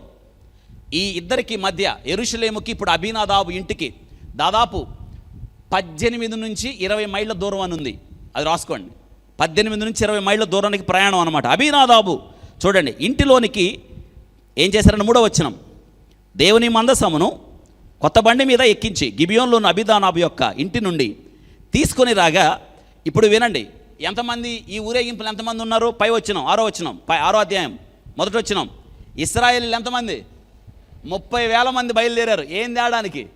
మందసాన్ని తేడానికి. అందులో రాజు ఉన్నాడు. ఒక్కసారి ఆలోచించండి, 30,000 మంది ఊరేగింపుతో మందసం తేవడం అంటే దావీదు ఇంతమందిని ఎందుకు బదరని అన్నాడు? వచ్చి ఆయన ఎవరో దేవుడు, పరిశుద్ధ దేవుడు. దేవుని తెచ్చుకుంటున్నాం మనం. సౌలు ఉన్నంత కాలం మందసాన్ని గురించి ఆలోచించేవాడు ఒక్కడు లేడు. అందుకే ఊరు వెళ్ళిపోయింది. ఎంత ఆనందం! మీరు ఒకసారి ఆలోచించండి. దేవుడిని తెచ్చుకోవడానికి ఊరంతా బయలుదేరింది. దేవుడు కావాలి. దావీదు వారిని పురికొల్పుతున్నాడు. దేవుడు లేకపోతే మనకేముంది? అసలు మందసం యొక్క విశిష్టత దేవుడు లేకపోతే ఏముంది అని వాళ్ళని పురమాయించినప్పుడు అసలు 30,000 మంది బయలుదేరారు. ఏమైందో చూడండి. కొత్త బండి మీద ఎక్కించి గిబియోన్లో ఉన్న అబీనాదాబు యొక్క ఇంటిలో నుండి తీసుకొని రాగా బయలుదేరింది. బండి మీద ఎక్కించారు. అబీనాదాబు కుమారులు 2 ఉన్నారు చూడండి. కుమారులకు ఉజ్జాయు, అహియోయు. ఈ కొత్త బండిని తోలిరి. వాళ్ళిద్దరు కొడుకులు. ఒకళ్ళు ఎవరంట? ఉజ్జాయు. తర్వాత కొత్త బండి మీద తోలారు. దేవుని మందసము గల ఆ బండిని గిబియోన్లో అబీనాదాబు ఇంటి నుండి తీసుకొని రాగా అసలు చూడండి ఊరేగింపు ఎలా ఉంటుంది. 30,000 మంది ఊరేగింపులో ఒక బండి, ఆ బండి మీద ఏం ఎక్కించారు? మందసం ఎక్కించారు. అహ్యో దాని ముందర నడిచెను. ఆ బండికి ముందు ఒక కొడుకు, ఆయన పేరు ఏం పేరు? అహ్యో. చెప్పండి అందరూ. అహ్యో చైనా పేరు లాగా ఉంది కదా కొంచెం.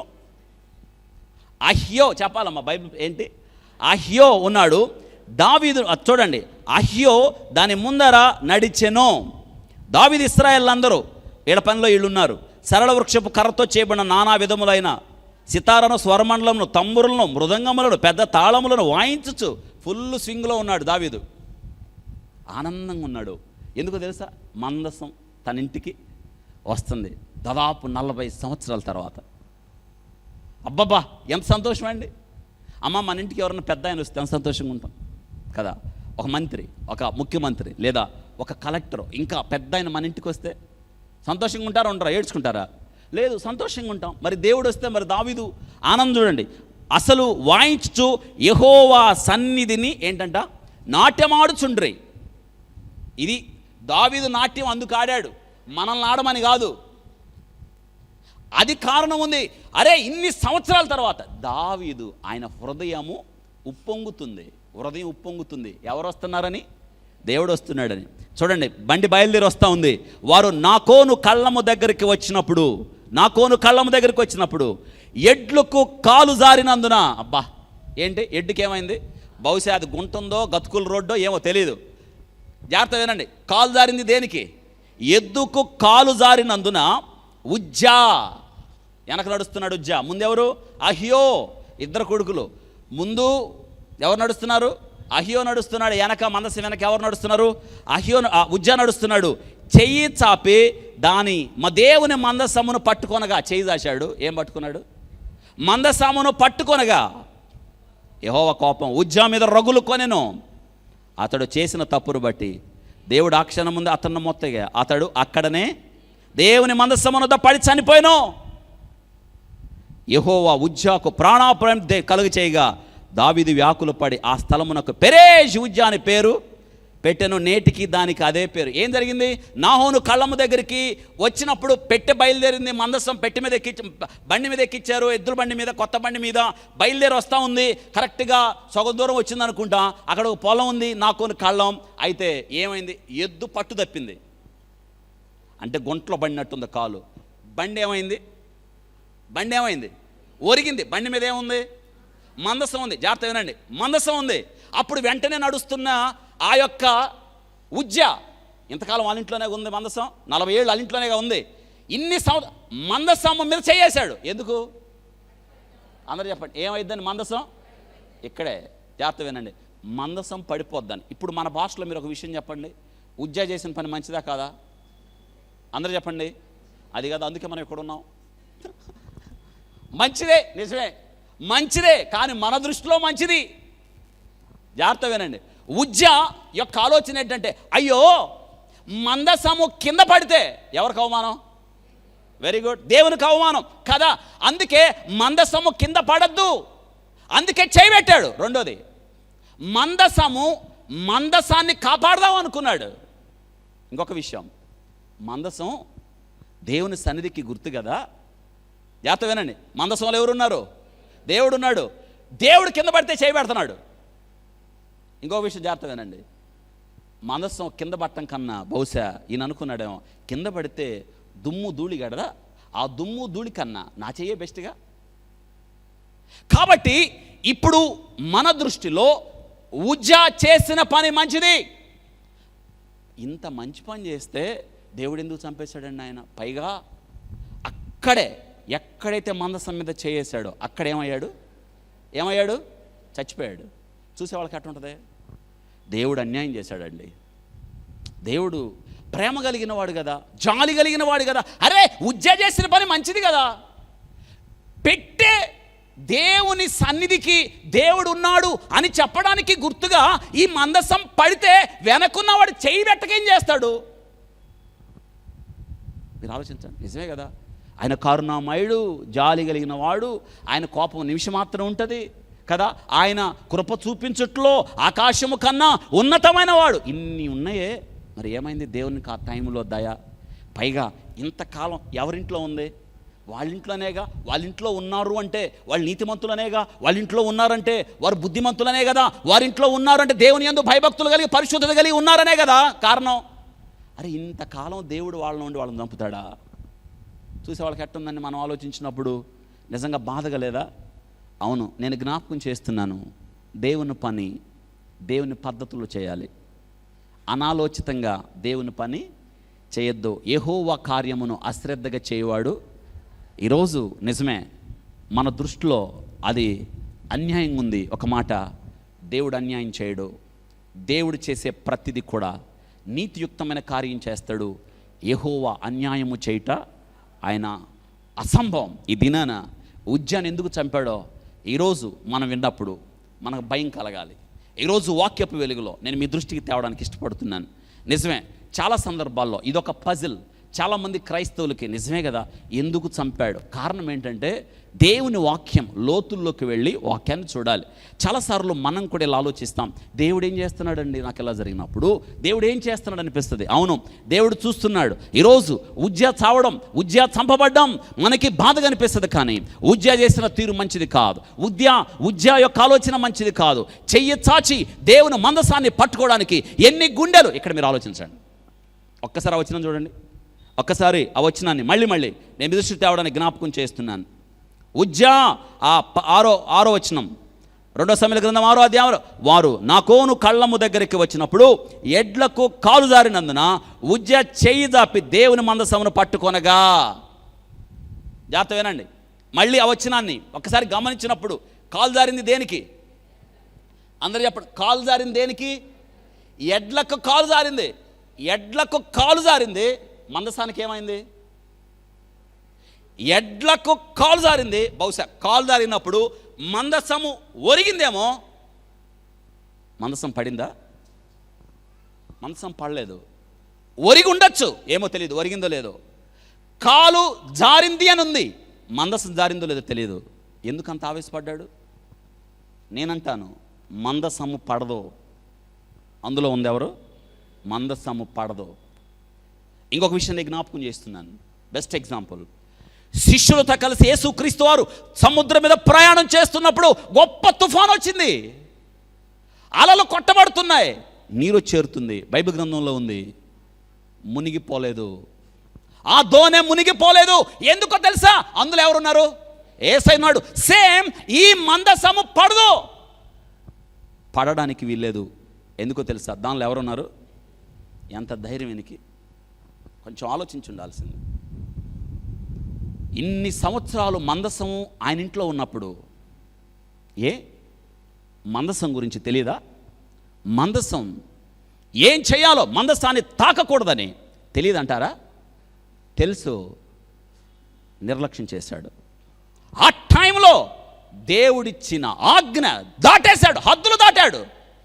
ఎవరైనా సరే దేవుణ్ణి పరిచర్య చేస్తూ హద్దులు దాటితే మరణమే. జీవము కలిగిన దేవుని చేతిలో పట్ట భయంకరం. ఈ దినాన నేను జ్ఞాపకం చేస్తున్నాను.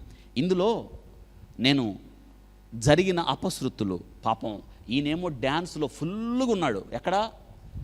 ముందు మందసం వస్తుంది కదా, వాయించండి అంటున్నాడు. అందరు ఫుల్. ఎన్ని వేల మంది అండి? 30,000 మంది ఊరేగింపులో దావీదు అసలు ఫుల్ ఆనందంలో ఉన్నాడు. ఎవడు మ్యూజిక్ తగ్గించిన ఒప్పుకోవట్లా. ఎవరు? ఆనందం. ఎందుకు? ఏమొస్తుంది? ఇంటికి ఏమొస్తుంది? మందసం వస్తుంది. కానిండి అంటున్నాడు. ఇంటి అనకోళ్ళు అంటారు, ఏంది కానిచ్చేది? వికెట్ పడిపోయింది అక్కడ. వెనక పడిపోయాడు. వెనక్కి తిరిగి చూస్తే దావీదు గుండెలు అవిసిపోయినాయి. మందసం ఆగిపోయింది. పక్కన చచ్చిపోయి ఉన్నాడు. ఎట్లుంటుంది మీరు చెప్పండి? స్టాప్. ఇందాక అదే చెప్పాను అంటూ చివరి నిమిషాల్లో అందినట్టే అంది చందమామ, మన మామగారు అందినట్టే అంది జారిపోయాడు. జస్ట్ 12 కిలోమీటర్లో సగం దూరం వచ్చిన మందసం కొద్ది నిమిషాల్లో ఇంటికి చేరిద్దనగా ఉజ్జా చచ్చిపోయాడు. దావీదు గుండెలు పగిలిపోయినాయి. ఏడ్చాడు, విలపించాడు. ఆ పేరు పెరేజ్ ఉజ్జా, వినాశనం అని పేరు పెట్టాడు. స్టాప్, ఆపేయండి. అమ్మో, ఈ మందసాన్ని నేను ఎలా తీసుకెళ్ళాలి? ఈ మందసం మళ్ళీ ఎక్కడ పెట్టాలి? అమ్మో, ఎక్కడ పెట్టాలి? 30,000 మంది నాట్యాలు ఆగిపోయినాయి, కేరింతలు ఆగిపోయినాయి, సంతోషాలు ఆగిపోయినాయి, మ్యూజిక్ ఆగిపోయింది. ఎక్కడ పెట్టాలి? అభినాదాబులాగా ఇంకొక వ్యక్తి దొరికాడు. నేను నా ఇంట్లో పెట్టండి. ఎవరండి ఆయన? ఓబేదేదోము. ఓబేదేదోము ఇంట్లోకి వెళ్ళిపోయింది. యెరూషలేముకు రావాల్సిన మందసం ఓబేదేదోము ఇంట్లోకి వెళ్ళింది. 3 నెలలు ఆయన ఇంట్లో ఉంది. ఈరోజు ఉజ్జా ఎందుకు చచ్చిపోయాడు? ఉజ్జా చచ్చిపోవడం న్యాయమా? ఇన్ని సంవత్సరాలు దేవుడు కొలువుగా ఉన్నాడు ఆ ఇంట్లో. ఈ ఉజ్జాసుడు చచ్చిపోయాడు. దేవుడు ఎందుకు స్టార్ట్ ఇన్స్టెంట్లీ దేవుడు స్ట్రక్ హిమ్. దేవుడు ఒక్క స్ట్రోక్తో ఏం చేశాడు? ఉజ్జాని ఏమండి టైం ఇవ్వచ్చుగా. ఒకవేళ దేవుడు కూడా మనల్ని కూడా పరిశుద్ధులే చర్చికి రావాలి, ఏ మాత్రం అపరిశుద్ధులు చర్చి నా యొక్క గడప తొక్కడానికి వీల్లేదు, వస్తే మిమ్మల్ని వేస్తా అన్నాడు అనుకోండి, లోనకు అట్టొచ్చినాడు టప్ టప్ అని వికెట్లు పడిపోతే మనం ఎవడన్నా ఉంటాం ఎక్కడ? మనం అనుకుంటాం చర్చికి పోనేలా చావనేలా, అందుకు ఇంటికాడు ఉంటే పోలా. ఈరోజు కొన్ని విషయాలు క్లుప్తంగా నేను మీ దృష్టికి తేవడానికి ఇష్టపడుతున్నాను. జాగ్రత్తగా మీరు వినండి. ఇదంతా విన్న తర్వాత ఇప్పటిదాకా మనకు ఒక అభిప్రాయం ఉంటుంది. ఏంటో తెలుసా? ఉజ్జాను ఎందుకండి దేవుడు చంపాడు, ఉంచచ్చు కదా అని. నేనేమంటాను తెలుసా? ఉజ్జాను చంపకపోతే ఈ మందసము ఎడల ఇశ్రాయేలీలకి తక్కువ స్వభావం ఉంటుంది. ఈ మందసాన్ని గౌరవించవలసిన రీతిలో ఇక వాళ్ళు గౌరవించరు, దేవుణ్ణి గణపరచవలసిన రీతిలో గణపరచరు. ఇంకొక మాట, పరిశుద్ధత విషయంలో దేవుడు అన్నడు రాజీ. అందుకే దేవుడు అతన్ని చంపితేనే ఇశ్రాయేలీలకి ఆయన పవర్ ఏంటో, ఆయన శక్తి ఏంటో, దేవుని పవిత్రత ఏంటో అర్థం అవుతుంది. అంతే. ఈరోజు వాక్యం వింటున్న మన జీవితాల్లో ఇంతకీ ఇది ఈ మిషన్, ఈ మందసాన్ని యెరూషలేముకు తేవాలి అని ఆలోచించింది ఎవరు? అంటే ఈ మిషన్, ఈ పని ప్రారంభించింది ఎవరు? దావీదు. నేనేమంటానంటే దావీదు నెంబర్ 1 ముద్దాయి.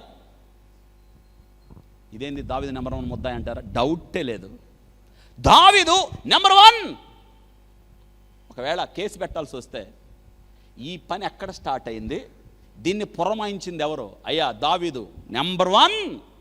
2, సరిగ్గా దాని ప్రకారం చేయలేదు కాబట్టి నెంబర్ 2 ఉజ్జా.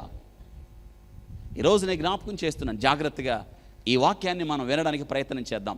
మొట్టమొదటి విషయంలో మందసము అనేది, జాగ్రత్త వినండి, మందసము అనేది దానిని బండి మీద తేవద్దు, బండి మీద తెచ్చేది కాదు.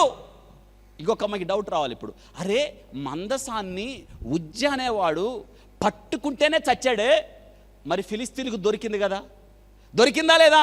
ఫిలిస్తీన్లకు దొరికినప్పుడు వాళ్ళు దాన్ని ఎట్టబడితే అట్ట పట్టుకొని ఉంటారు, కాలుతో నెట్టుంటారు, కొట్టుంటారు, మరి వాళ్ళు ఎవరు చావలా? ఎందుకని? మందసం యొక్క విలువ వాళ్ళకి. ఈరోజు ఒకవేళ అదే అయితే, మొన్న బొమ్మలో ఒక్కొక్క బొమ్మ పెట్టినాడు, కుప్పలు కూలిపోవద్దు. వాళ్ళకి తెలీదు అసలు నిజంగా ఈ వాక్యాన్ని విన్నప్పుడు ఎంత కనికరం, తెలియక చేశారు వాళ్ళు. అందుకే మందసం మీద చెయ్యేసోడు తెచ్చాడు. మరి మందసాన్ని ఎట్టబెడతట లాగుంటారు, గొలుసులు వేసి ఉంటారు, దాన్ని తీసుకెళ్ళి ఇసిరేసి ఉంటారు, తొక్కుంటారు, కానీ ఎవరికేం కాల. ఎందుకు తెలుసా? ఆ మందసము విలువ వాళ్ళకి ఏంటి తెలీదు, అందులో ఏముందో తెలీదు, దాని వైభవం ఏంటో తెలీదు, అందులో దేవుడు ఉన్నాడన్న సంగతి కూడా తెలియదు. అందుకే దేవుడు వాళ్ళని ఏం చేశాడు?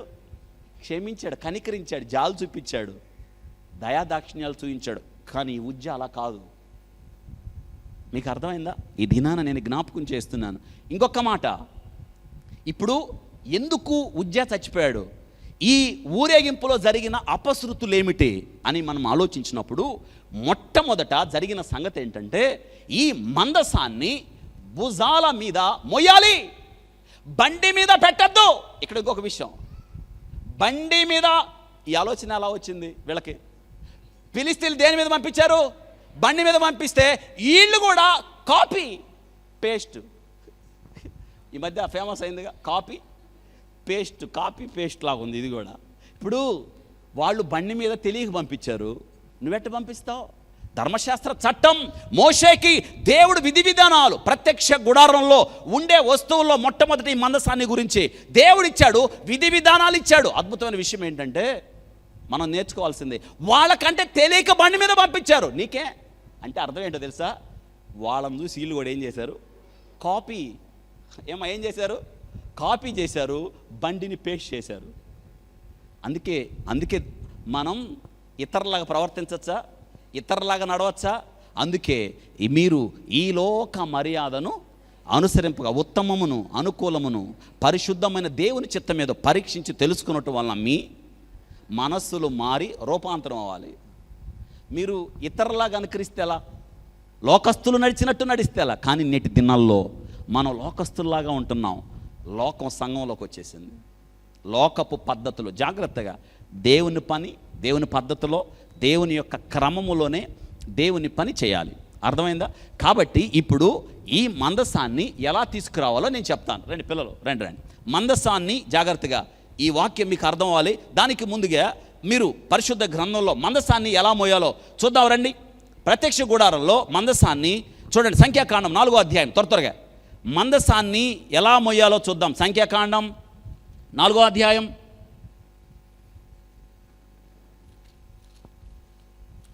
త్వరగా ఈ 2 రెఫరెన్స్లు రాసుకోండి. సంఖ్యాకాండం 4వ అధ్యాయం. సార్ పెట్టేసేవాడు భుజాల మీద. సంఖ్యాకాండం 4వ అధ్యాయం. అమ్మ తీసారా? 15 వచనం చదువుతున్నాను చూడండి.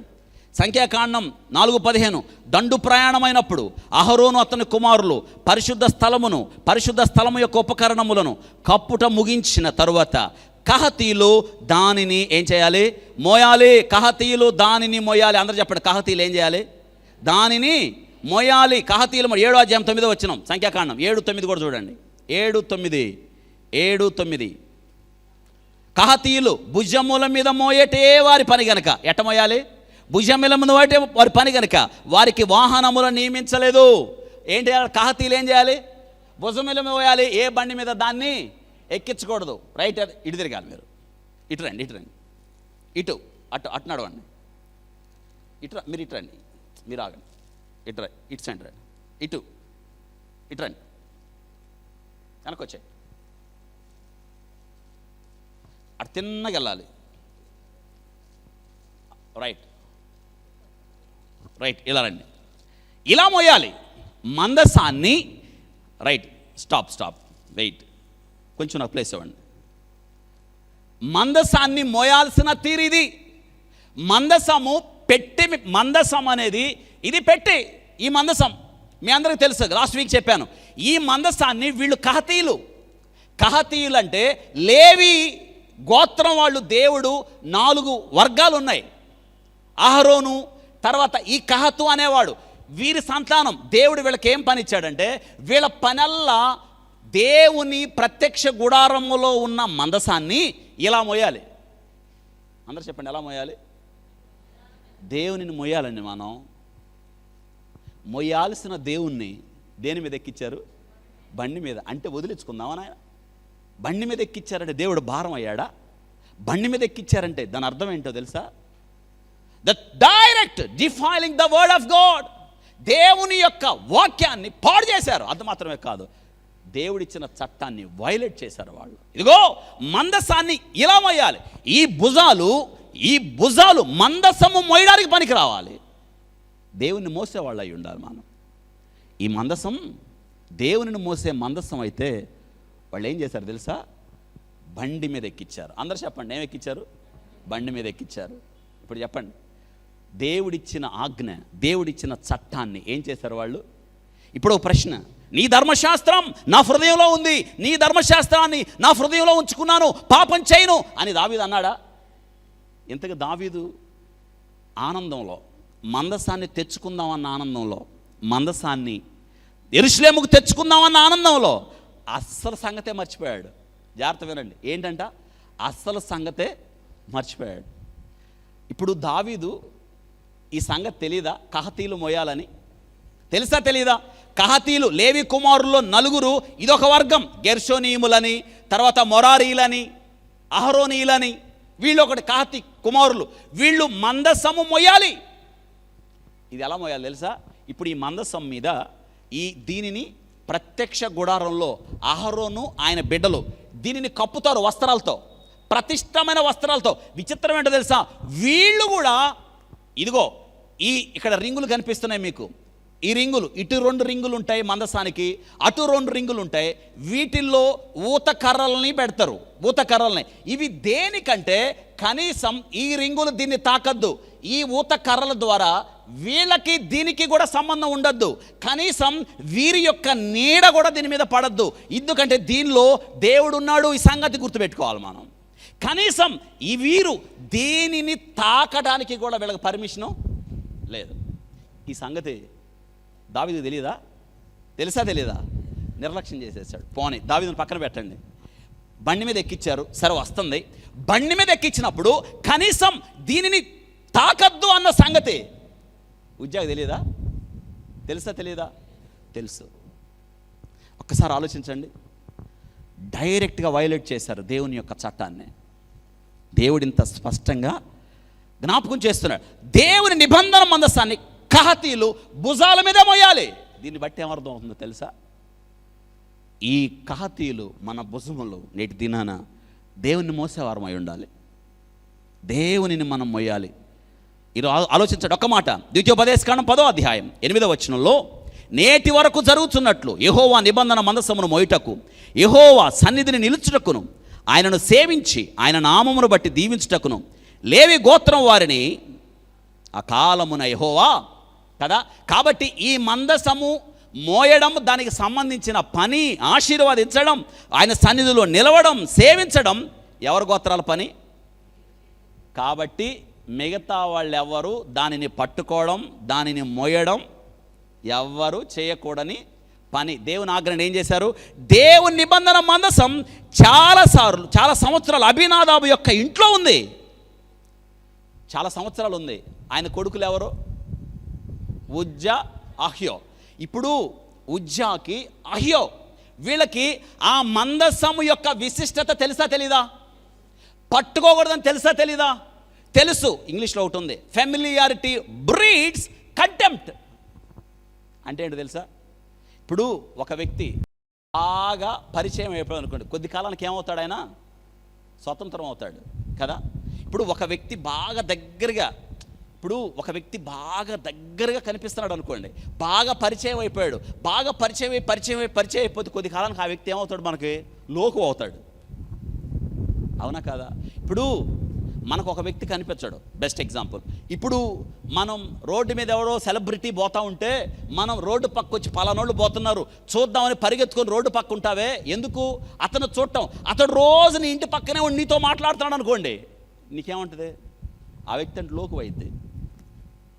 అంటే ఇన్ని సంవత్సరాలు ఈ మందసం ఆ ఇంట్లో ఉండడం ద్వారా లోకు అయింది. ఆయనకేమన్నా ఏమో అయిందేమో. ఇంకొక విషయాన్ని జాగ్రత్తగా గమనించండి. ఇక్కడ ఇప్పుడు ఈ మందసం ఇన్ని సంవత్సరాలు అబీనాదాబు ఇంట్లో ఉంది కదా, ఈ సంగతులన్నీ తెలుసు. ఎవరికి? ఉజ్జాకి. అయితే దేవుని నిబంధన మందసము యొక్క ఔన్నత్యము తెలిసి కూడా నిర్లక్ష్యం చేశాడు. అమ్మో దీనిని తాకద్దు. భుజాల మీద మోయాల్సిన ఈ మందసాన్ని బండి మీద కట్టడం మొట్టమొదట దేవుని ఆజ్ఞను అతిక్రమించింది. అక్కడ దేవుని ఆజ్ఞ అతిక్రమణ జరిగింది. దేవుడిచ్చిన చట్టాన్ని వాళ్ళు మార్చేశారు అక్కడ. ఇంకొక మాట ఇక్కడ గమనించారా? ఇన్ని సంవత్సరాలు తన ఇంటిలో మందసం ఉన్న దాని ఔన్నత్యాన్ని, గొప్పతనాన్ని, పరిశుద్ధతను ఎరిగుండి కూడా తాకడానికి సాహసం చేశాడంటే ఏమనుకోవాలి ఆయన్ని? ఇంకొక మీ బెస్ట్ ఎగ్జాంపుల్, మందసం ఆయన ఇంట్లోకి రావడానికి, అబీనాదాబు ఇంటిలోకి మందసం రావడానికి ముందే ఒక ఈవెంట్ జరిగింది. బెత్షెమెషు వారు పెట్టె తెరిచి చూస్తే 70,050 మంది చచ్చిపోయారు. 50,070 మంది చచ్చిపోయారు. 50,070 మంది చచ్చిపోయారా? ఈయనకి తెలీదా సంగతి? తెలుసా తెలీదా? అది వార్నింగ్ కాదా ఈయనకి? అదొక సూచన కాదా? అమ్మో ఈ మందసంతో జాగ్రత్తగా ఉండాలి అంటే ఏమర్థం అవుతుంది? కళ్ళ ముందు 50,070 మంది చచ్చిపోయినా ఇన్ని సంవత్సరాల్లో నిర్లక్ష్యం వహించాడు. ఇక్కడ వినండి, తెలిసి అతిక్రమించాడా, తెలియకుండా అతిక్రమించాడా? తెలిసి. ఇక్కడ ఇంకొక విషయాన్ని మీకు జ్ఞాపకం చేస్తున్నాను. మందసాన్ని ఇక్కడ వినండి, భుజాల మీద మోయాలి, కానీ పెట్టె మీద ఎక్కించారు, బండి మీద ఎక్కించారు, బండి గట్టి. ఇంకొక విషయం చూడండి ఏం జరిగింది అక్కడ. Direct violation of the word of God, దేవుని యొక్క వాక్యం ఎంత అతిక్రమణ జరిగిందో. 2 సమూయేలు గ్రంథంలో 6వ అధ్యాయం ఏం జరిగిందో చూడండి. 6వ అధ్యాయం తీసుకొని రాగా అబీనాదాబు కుమారుడు దాని మీద చూడండి, దాని పైన ఉన్న వాక్యాన్ని. 3వ వచనం, వారు దేవుని మందసమును కొత్త బండి మీద ఎక్కించి, అండర్లైన్, కొత్త బండి మీద ఎక్కించి గిబియోన్లోనున్న అబీనాదాబు యొక్క ఇంటిలో నుండి తీసుకొని రాగా అబీనాదాబు కుమారుడు ఉజ్జా, అహ్యోయు ఆ కొత్త బండిని తోలిరి. అండర్లైన్, కొత్త బండిని. ఏ బండి? అందరూ చెప్పండి. దేవుని పనిలో ఏం ప్రవేశపెట్టారు? కొత్తదనాన్ని. నేటి దినాన దేవుని ఆరాధించే విషయంలో, దేవుని గణపరిచే విషయంలో, దేవుని సువార్త ప్రకటించే విషయంలో కొత్తదనం ఏమి లేదు ఇక్కడ కదా. జనాలకు కూడా కొత్తదనం నిజమే. మార్కెట్లో కొత్త ఫోన్ కొనుక్కో, మార్కెట్లో కొత్త ఫ్రిడ్జ్ కొను, మార్కెట్లో కొత్తది ఏసీ వస్తే ఏసీ కొను, నీకు ఇష్టం వచ్చినవి కొను. కానీ దేవుని ఆరాధనలో కొత్తదనం ఏమి ఉండదు. కొత్త విధానాన్ని ప్రవేశపెట్టడం. నేటి దినాన కదా వాక్యం చెప్పేవాళ్ళు లేరు, దేవుని క్రమాన్ని చెప్పేవాళ్ళు లేరు, దేవుని ఆజ్ఞ ఉన్నదున్నట్టు, దేవుని వాక్యం ఉన్నదున్నట్టు చెప్పేవాళ్ళు లేరు. మనుషులకు కూడా లోకంలో కొత్తదనం అలవాటైపోయి ఎన్నడూ లేనిది మన కొత్తదనం కావాలి. నిజమే కదా. పాటల్లో కొత్తదనం కావాలి, వాక్యంలో కొత్తదనం కావాలి. ఈ కొత్తదనం ఏంటో తెలుసా? ఈ వాక్యం వద్దు, మనకు పిట్టకథలు కావాలి, మనకు రకరకాల కథలు, మేళవింపు కథలు, ప్రజలను రంజింపజేసే కథలు. ఈ వాక్యం వద్దు, కొత్తదనం కావాలి. అందుకే కదా దేవుని దగ్గరకు వస్తే తప్పులు పోతాయి, దేవుని దగ్గరకు వస్తే బాధలు పోతాయి, దేవుని దగ్గరకు వస్తే పిల్లలు పుడతారు, దేవుని దగ్గరకు వస్తే పెళ్ళిళ్ళు అవుతాయి, దేవుని దగ్గరకు వస్తే కారులు వస్తాయి. అంటే ఆహా ఇదేదో కొత్తగా ఉంది బోధ, ఈ కొత్త బండి ఎక్కుదామని ఎంతమంది ఎక్కారు? కొత్త బండి కాదు, దేవుని వాక్యం ఉన్నదున్నట్టు. ఈరోజు కొత్త బండి కోసం ప్రాగులాడుతున్న వాళ్ళు ఎంతమంది? వాక్యము కాక వక్రీకరించి చెప్పేదే కొత్త బండి. చివరికి ఆ కొత్త బండి వెనక నిలబడిన వాడు ఉజ్జా ఏమయ్యాడు? దేవుని వాక్యాన్ని, దేవుని క్రమాన్ని, దేవుని ఆరాధన పద్ధతుల్ని మార్చేదే కొత్త బండి. నిజంగా ఆలోచించండి. నేను ఒక వ్యక్తి నా దగ్గరికి వస్తే అడిగాను, నువ్వు ఒక ఏదో సమస్యతో వచ్చాడు. మొత్తానికి ఎక్కడుంటావంటే పలానా చోట ఉంటానన్నాడు. చర్చికి వెళ్తావా అని అడిగా. వెళ్తాను సార్ అన్నాడు. ఎంత అని అన్నాడు. నేనుండే స్థలానికి 30 కిలోమీటర్ దూరం సార్. ఆయన ఉదయాన్నే చర్చికి వెళ్తానన్నాడు. నేను అన్నాను, 30 కిలోమీటర్లు ఎందుకు వెళ్తున్నావు? నువ్వు పక్కన చర్చి లేవా అని అడిగితే అన్నాడు, అవి నాకంత కంఫర్ట్గా ఉండవు అన్నాడు. వినండి ఆయన చెప్పిన మాటలు. అవి నాకంత కంఫర్ట్గా ఉండవు సార్ అన్నాడు. అక్కడికి ఎందుకు వెళ్తున్నావు అంటే, ఏం లేదు సార్ అక్కడ ఏసీ ఉంటుంది సార్, అక్కడ పాటలు బాగుంటాయి, హాయిగా ఉంటుంది అన్నాడు. ఏముంటుంది ఆయనకి? నేనన్నా దగ్గరున్న వెళ్ళకుండా కొత్త బండి ఎన్ని కిలోమీటర్లు వెళ్తున్నాడు కొత్త బండి కోసం. ఏసీ ఉందంట, అక్కడ ఏముందంట, పాటలు హాయిగా ఉంటాయి అంట. పాటలు హాయిగా ఉంటుంది, ఏసీ ఉంటుంది, హాయిగా యోనాలాగా పడుకొని వస్తాడు కదా. కొత్త బండి. నేటి దినాన వాక్యం లేదు. వాక్యం కావాలి ప్రజలకి, వాక్యం కావాలి. వాక్యం మార్చుద్ది. వాక్యం ఒక వ్యక్తికి జీవాన్ని ఇస్తుంది. ఎందుకో తెలుసా? వాక్యము సజీవము కలిగిన 2 అంచులు కలిగిన ఖడ్గం. ఈ వాక్యం శోధిస్తుంది మనల్ని. కొత్త బండి దావీదు తెలియదా కొత్త బండి ఎక్కించారని? కొత్త బండి చూసారా? ఇందులో 3 వస్తువులు ఉన్నాయి. నేనే చెప్పాను అవేమా. ఈ 3 వస్తువులు ఒకళ్ళు రండి, ఎవరన్నా రండి ఒకళ్ళు ముందు తీసుకురాను. ఈ 3 వస్తువులు, దీనిలో ఉన్న 3 వస్తువులు చెప్తాను.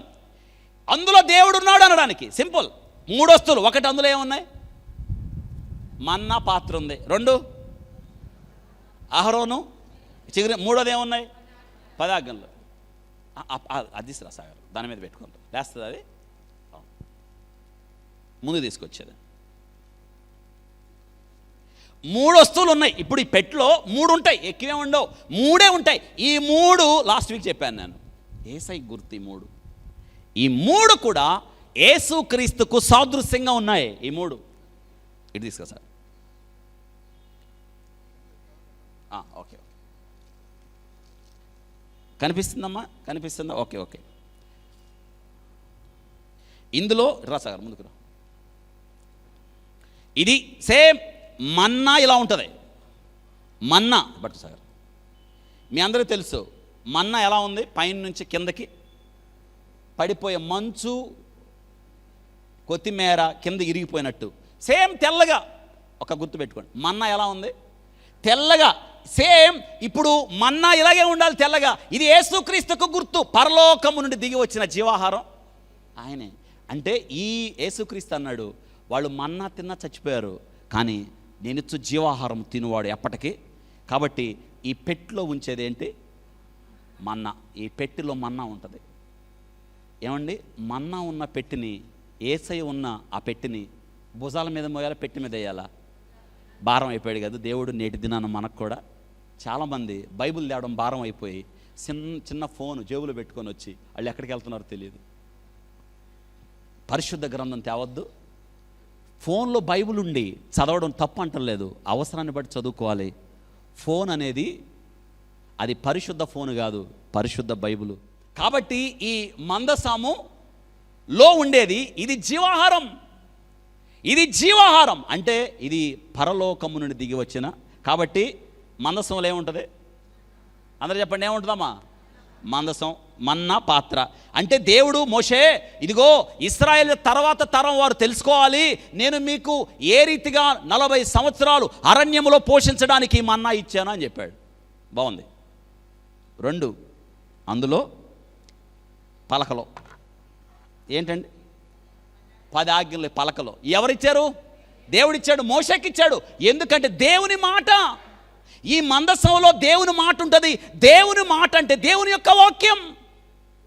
ఆది యందు వాక్యము, నేను వాక్యము, ఆ వాక్యము దేవుడే కృపా సత్య సంపూర్ణుడిగా. The word become flesh, incarnation. The word ఇన్కార్నిస్ అంటే రక్త మాంసములలో ఏమయ్యాడు? ఇది దేవుని యొక్క వాక్యం, పరిశుద్ధ గ్రంథం. చూడండి, ఈ దేవుని వాక్యం ఉన్న మందసం భారం అయిపోయిందా? బండి మీద ఎక్కించటమా? 3వది అహరోను చిగురించిన కర్ర. తెలుసా, తిరుగుబాటు చేశారు. కోరహు, నాతాను, అభిరాము 250 మందిని కూర్చుకొని, మీరే కాదు దేవుడు మమ్మల్ని కూడా ఎన్నుకున్నాడు అన్నప్పుడు దేవుడు అన్నాడు, మోషే సరాసరిగా దేవుని దగ్గరికి వెళ్ళారు. ఈ నాయకత్వాన్ని గురించి అన్నప్పుడు దేవుడు అన్నాడు, మోషే ఒక్కొక్క గోత్రానికి ఒక్కొక్క కర్ర వాళ్ళ పేర్లు రాసి మందసము ఎదుట ఆజ్ఞల ముందు పెట్టు అన్నాడు. అందరూ లేవి గోత్రానికి అహరోను కర్ర తీసుకొచ్చి ఉంచారు. అయితే తెల్లారేటప్పటికి అందరి కర్రలు ఏమైనా ఎండిపోయినాయి. ఒకే ఒక్క కర్ర పచ్చగా పువ్వులు బాదంకాయలు కాసింది. ఒక్క కర్రలో మాత్రమే జీవం ఉంది. దేవుడు అహరోను యాజకత్వాన్ని క్రమపరిచాడు. అంత మాత్రమే కాదు, ఆ కర్రలోనే జీవం ఉంది. అన్ని కర్రలు ఎండిపోయినాయి. అహరోను పేరు రాయబడిన లేవి గోత్రపు యాజక కర్ర మాత్రమే జీవం ఉంది. అంటే అన్ని కర్రల్లో జీవం లేదు. ఈ ప్రపంచంలో గొప్ప వ్యక్తులు, ఈ ప్రపంచంలో దేవుళ్ళు అనబడిన వాళ్ళు చచ్చిపోయారు, సమాధులు చేయబడ్డాయి, సమాధులు మూయబడి ఉన్నాయి. ఒకే ఒక్క కర్ర, ఒకే ఒక్క సమాధి తెరవబడి ఉంది. ఆయన మరణాన్ని గెలిచి తిరిగి లేచాడు, పునరుత్థానుడయ్యాడు. ఆయనలో జీవం ఉంది. నేటి దినాన మన ప్రధాన యాజకుడిగా మన పక్షాన తండ్రి కుడి పార్శ్వమని ఏం చేస్తున్నాడు ఆయన? ఈ కర్ర, ఒకే కర్రలో జీవం ఉంది. ఇంత గొప్పగా ఒకటేమో మన్నా, 2 ఆజ్ఞలు, 3 ఈ 3 ఎవరిని గుర్తు చేస్తున్నాయి మనకి? ఇప్పుడు ఆ పెట్లు ఎవరున్నట్టు? భారం అవ్వచ్చా? దేవుడిచ్చాడుగా క్రమాన్ని.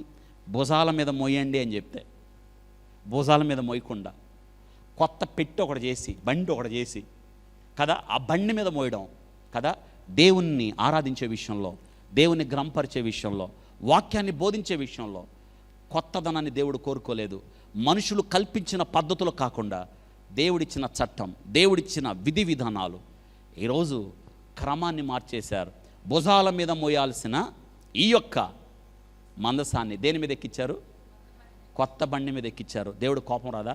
2 ఇక్కడ కహతీలు భుజాల మీద మోయాలి కదా, కానీ పెట్టె మీద బండి మీద ఎక్కించారు, మోస్తూ ఉన్నారు. జాగ్రత్త వినండి. ఇంకొక విషయం, బయలుదేరి వస్తూ ఉంది 30,000 మంది. నాట్యాలు, ఊరేగింపు, తాళాలు, మేళతాళాలు, నాట్యం చేసేవాళ్ళు, ఆనందపడుతున్నవాళ్ళు. దావీదుకి చాలా ఆనందం అయిపోతుంది. ఏంటో తెలుసా? ఏం ఆనందమో తెలుసా? దేవుడు మా ఇంటికి వస్తున్నాడు, రాజ్యంలోకి వస్తున్నాడు. మందసము దేవుడిచ్చిన ఆజ్ఞ పక్కన పెట్టేసి సొంత ప్రయత్నం. అందుకే కదా నేనేమంటానంటే, కొత్తదనాన్ని చూపాలనుకున్నారు. నేటి దినాన్ని దేవుని సన్నిధిలో, దేవుని సంఘంలో బైబిల్ ఉపదేశించిన క్రమం ఉండాలా? మనుషుడు కల్పించిన కొత్త పద్ధతులు ఉండాలా? మీరు ఆలోచించండి. మన సంఘాలలో నేటి దినాన ఎంత క్రమం మారిపోయిందండి. అపోస్తుల బోధ లేదు. ప్రారంభంలో అపోస్తులు 4 విషయాల్లో ఏంటి? అపోస్తుల బోధ యందు, సహవాసమందు, రొట్టె విరుచుట యందు, ప్రార్థన చేయట యందు ఎడతెగక. ఇది ఎవరు చెప్తారు? ప్రాస్పారిటీ గాస్పల్, సౌఖ్యవంతమైన సువార్త. దేవుడు అప్పులు తీర్చేవాడి కింద లెక్క కట్టేశారు. దేవుడు పిల్లలు ఇచ్చేవాడి కింద లెక్క కట్టేశారు. దేవుడు బాధలు తీర్చే కింద లెక్క కట్టేశారు. దేవుడి దగ్గరికి వస్తే అన్ని అద్భుతాలు జరుగుతాయి అంటారు. కానీ ఇదంతా కొత్తదనం. అక్కడికే జనం వెళ్తారు, వాక్యం చెప్పే చోటకి జనం వెళ్ళరు. ఈరోజున ఒక మాట, మనందరం ధన్యులు. ఎందుకో తెలుసా? దేవుడు మనతో వాక్యము ఉన్నట్టుగా మాట్లాడుతున్నాడు. ఇంతకన్నా ఏం కావాలి? ఒక మాట, ఎప్పటికీ భుజాన్ని మనం ఎక్కడ మోయాలి? భుజాల మీద మోయాలి. మనము దేవునిని మోసే యాజకులుగా ఉండాలి, దేవునిని మోసే వ్యక్తులుగా ఉండాలి. అయితే 4 రింగులు ఉన్నాయి ఇక్కడ. వీటిల్లో ఈ యొక్క ఊత కర్రలతో భుజాల మీద మాత్రమే యాజకులు మోయాలి. అర్థమవుతుందా? ఇక్కడ దేవుని ఆజ్ఞను పక్కన పెట్టారు. అంత మాత్రమే కాదు, ఇశ్రాయేలీల జీవితంలో దేవుడి యొక్క వాక్యంలో ఇశ్రాయేలీలు పెద్దలందరూ కూడారు. ఎవరు కూడా ఎందుకండి దీని గురించి ఆలోచించలేదు? మందసాన్ని మోసే క్రమాన్ని ఇలా కాదు అని కానీ వాళ్ళు ముందుగా క్రమాన్ని వ్యక్తం చేసుంటే ఖచ్చితంగా ఉజ్జా బ్రతికి ఉండేవాడు కదా. ఇంకొక మాట నేను జ్ఞాపకం చేస్తున్నాను. ఈ చూడండి ఇక్కడ మాట, వీళ్ళు బండి మీద ఎందుకు ఎక్కించారంటే ఇందాక చెప్పాను, ఫిలిస్తీన్లు దేని మీద పంపించారు అంటే వాళ్ళకి తెలిసి పంపించారా, తెలియకుండా పంపించారా? తెలియక. వీళ్ళు తెలిసి. ఇప్పుడు ఎవరు శిక్షించాలి? వీళ్ళే కదా, తెలిసే కదా.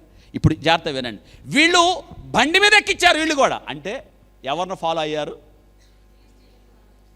మనం లోకస్తులను ఫాలో అవ్వచ్చా? వాళ్ళు మనల్ని చూసి నేర్చుకోవాలా, మనం వాళ్ళని చూసి నేర్చుకోవాలా? నాకు అనిపిస్తుంది ఎఫ్రాయిము అన్యుల్లో. అమ్మా, లోకంతో కలుస్తున్నారా? లోకం నిన్ను ఆకర్షిస్తుందా? లోకములో ఉన్న పద్ధతుల్ని సంఘములో తీసుకొస్తున్నావా? లోకములో ఉన్న పోకడలు, లోకములో ఉన్న రకరకాల వింత వింత విశేషాలు దేవుని సన్నిధిలోకి వస్తున్నాయా? వద్దు. దేవుని కోపం వచ్చింది.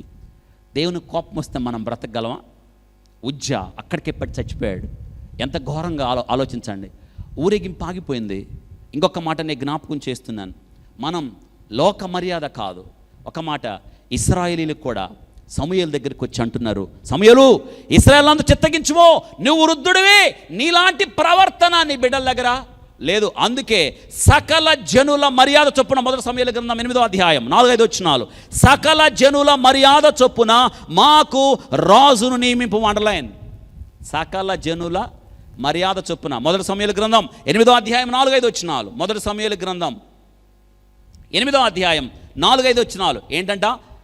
ఇశ్రాయేలు సకల జనుల మర్యాద చొప్పున. ఎవరి మర్యాద? మనం సకల జనుల్లాగా నడవచ్చా? క్రైస్తవుడు ప్రత్యేకించబడాలి, సకల జనుల నుంచి ప్రత్యేకించబడందుకే రోమపత్రిక 12వ అధ్యాయం 2వ వచనం, ఈ లోక మర్యాదను అనుసరించక ఉత్తమమును అనుకోను సంపూర్ణమైన దేవుని చిత్తమేదో పరీక్షించి తెలుసుకున్నట్టు వల్ల మీ మనస్సులు మారి రూపాంతరం. ఏమంటున్నారు? సకల జనుల మర్యాద. ఒక మాట, దేవుడిచ్చిన ఆజ్ఞను ఏం చేశారండి వీళ్ళు? నిర్లక్ష్యం చేశారు. ఒక మాట, కొత్త ఎద్దుల బండి నాకోను కళ్ళం దగ్గరికి వచ్చింది. ఒక మాట, ఏమైందంట? ఇప్పుడు ఆలోచించండి, ఏమైంది? ఎద్దు కాలు జారింది. జాగ్రత్త వినండి, ఎద్దు కాలు మందసానికి ఏమన్నా అయిందని రాసిందా? మందసానికి ఏమన్నా అయిందా? రాయబడలేదు. ఎద్దు కాలు జారింది, బహుశా ఒరిగి ఉంటుంది. నేను ఒక మాట, మందసము ఒరిగిందేమో, మందసం పడదో. ఉంది ఎవరు అందులో మన్నా ఉంది. ఈ మందసంలో దేవుని ఆజ్ఞలు ఉన్నాయి. ఈ మందసంలో ఏముంది? అహరోను చిగురించిన దేవుడు యాజకత్వానికి గుర్తుగా, పునరుత్థానుడు గోయి గుర్తుగా దేవుడు ఉన్నాడు ఇందులో. దేవుడు పడతాడా? దేవుడు పడేవాడైతే సముద్రంలో నీళ్ళు వచ్చి ముంచొద్దు. ఏమి కాలేదా ధోనికి? దేవుడు ప్రయాణిస్తున్న ధోనికి ఏమి కాల, అయితే ఒరిగింది, చేసేసాడు. అంటే ఒక మాట, అంటే దేవునికి ఉజ్జ అనేవాడు పడకుండా ఏం అడ్డం పెట్టాడు? దేవుడు పడతాడా? అంటే దేవునికి మానవ సహాయం అవసరమా? చాలాసార్లు మనం అనుకుంటాం, నేనుంటే నా చర్చిలో పని జరిగిద్ది, నేను లేకపోతే ఇంక అవ్వదు, నేనే లేకపోతే అసలు ఆ చర్చి స్టార్ట్ నావాలే, పునాది నేనే అని అనుకున్నవాడు ఉండడు. అరే నేను లేకపోతే అసలు ఆ సంఘానికి ఆధారమే లేదు అని అనుకోవడం మన బుద్ధి తక్కువ. నేను చేయి పెట్టకపోతే మందసం ఏమైంది? పడిపోద్ది. ఈ చెయ్యి అవసరమా? ఈ చెయ్యి అంత బలహీనమైంది, ఈ చెయ్యి అంత మలినమైంది. ఇందులో ఉన్నవాడు ఎవరండి? ఆకాశ మహాకాశాలను అంత గొప్ప దేవుడు పడతాడా? ఎక్సైట్ అయిపోయాడు కదా. మనం కూడా అప్పుడప్పుడు ఎక్సైట్ అయిపోయి ఓవర్ యాక్షన్ అయిపోయి సొమ్మసిల్లి పడిపోతాం. మన మీద ఎవ్వరి మీద దేవుని పని ఆధారపడలేదు.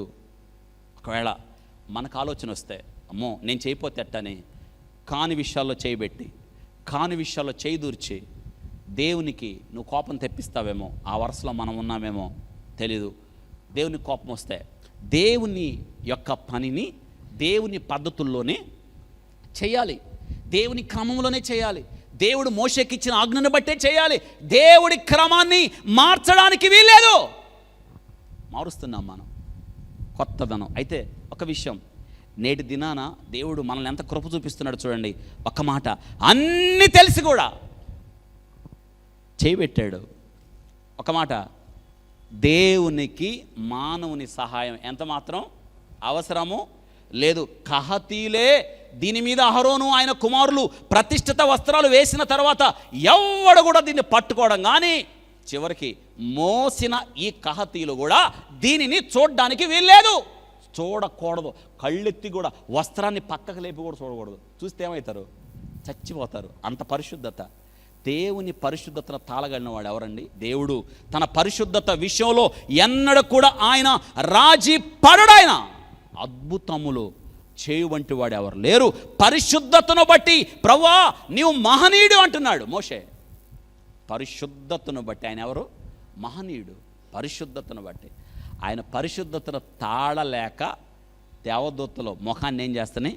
కప్పుకుంటున్నాయి. అంత మాత్రమే కాదు, ఆయన మహాగణుడు, మహోన్నతుడు, పరిశుద్ధుడు, నిత్యుడైన వాడు. ఏమా ఎన్నటెన్నటికి పరిశుద్ధత ఆయన నివాస. అంత పరిశుద్ధుడు ఇందులో ఉంటే అపరిశుద్ధుడైన మానవుడు పరిశుద్ధుడైన దేవుడు భుజం మీద చేయేస్తాడా? ఒకసారి ఆలోచించండి. ఒకవేళ ఇలా అనుకుందాం మనం, దేవుడు ఏమా వింటున్నారా?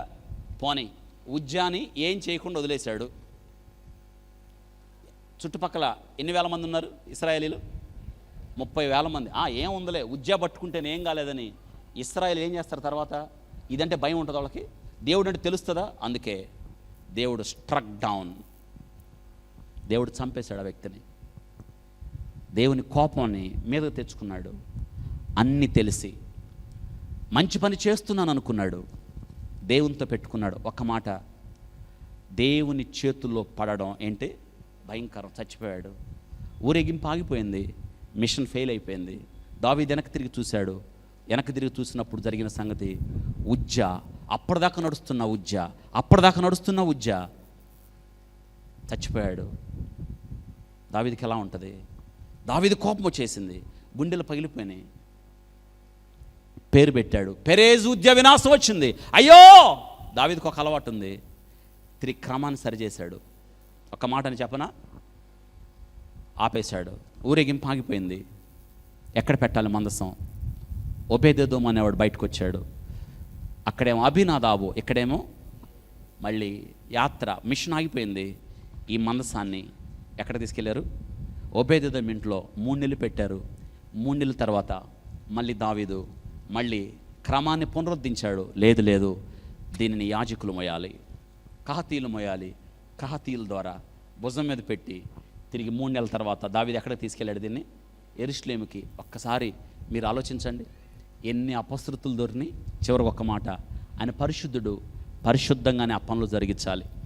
మాటలు ఇచ్చాడు, ఆజ్ఞ ఇచ్చాడు, ఉపదేశాలు ఇచ్చాడు, చట్టాలు ఇచ్చాడు. దేవుని చట్టము దేవుడు తూచా తప్పకుండా మనకిచ్చినప్పుడు క్రమము తప్పకుండా దేవుని వాక్యాన్ని శిరస వహించాలి. అంతేకాని దేవుడు తన పరిశుద్ధ విషయం ఎన్నడూ కూడా రాజీ పడడు. ఎన్నటెన్నటికి పరిశుద్ధతయే ఆయన నివాస. ఇప్పుడు చెప్పండి, ఉజ్జాని చంపడం న్యాయం అంటారా కాదంటారా? న్యాయం. ఎందుకో తెలుసా? అన్నీ తెలిసి కూడా ఆయన తప్పు చేశాడు, చేయకూడన పని చేశాడు. ఒక మాట, దావీదు కూడా ఈ విషయంలో పొరపాటు చేశాడు. బండి మీద కాదు తేవాలి, దాన్ని ఎక్కడ మోయాలి? భుజాల మీద మోయాలి.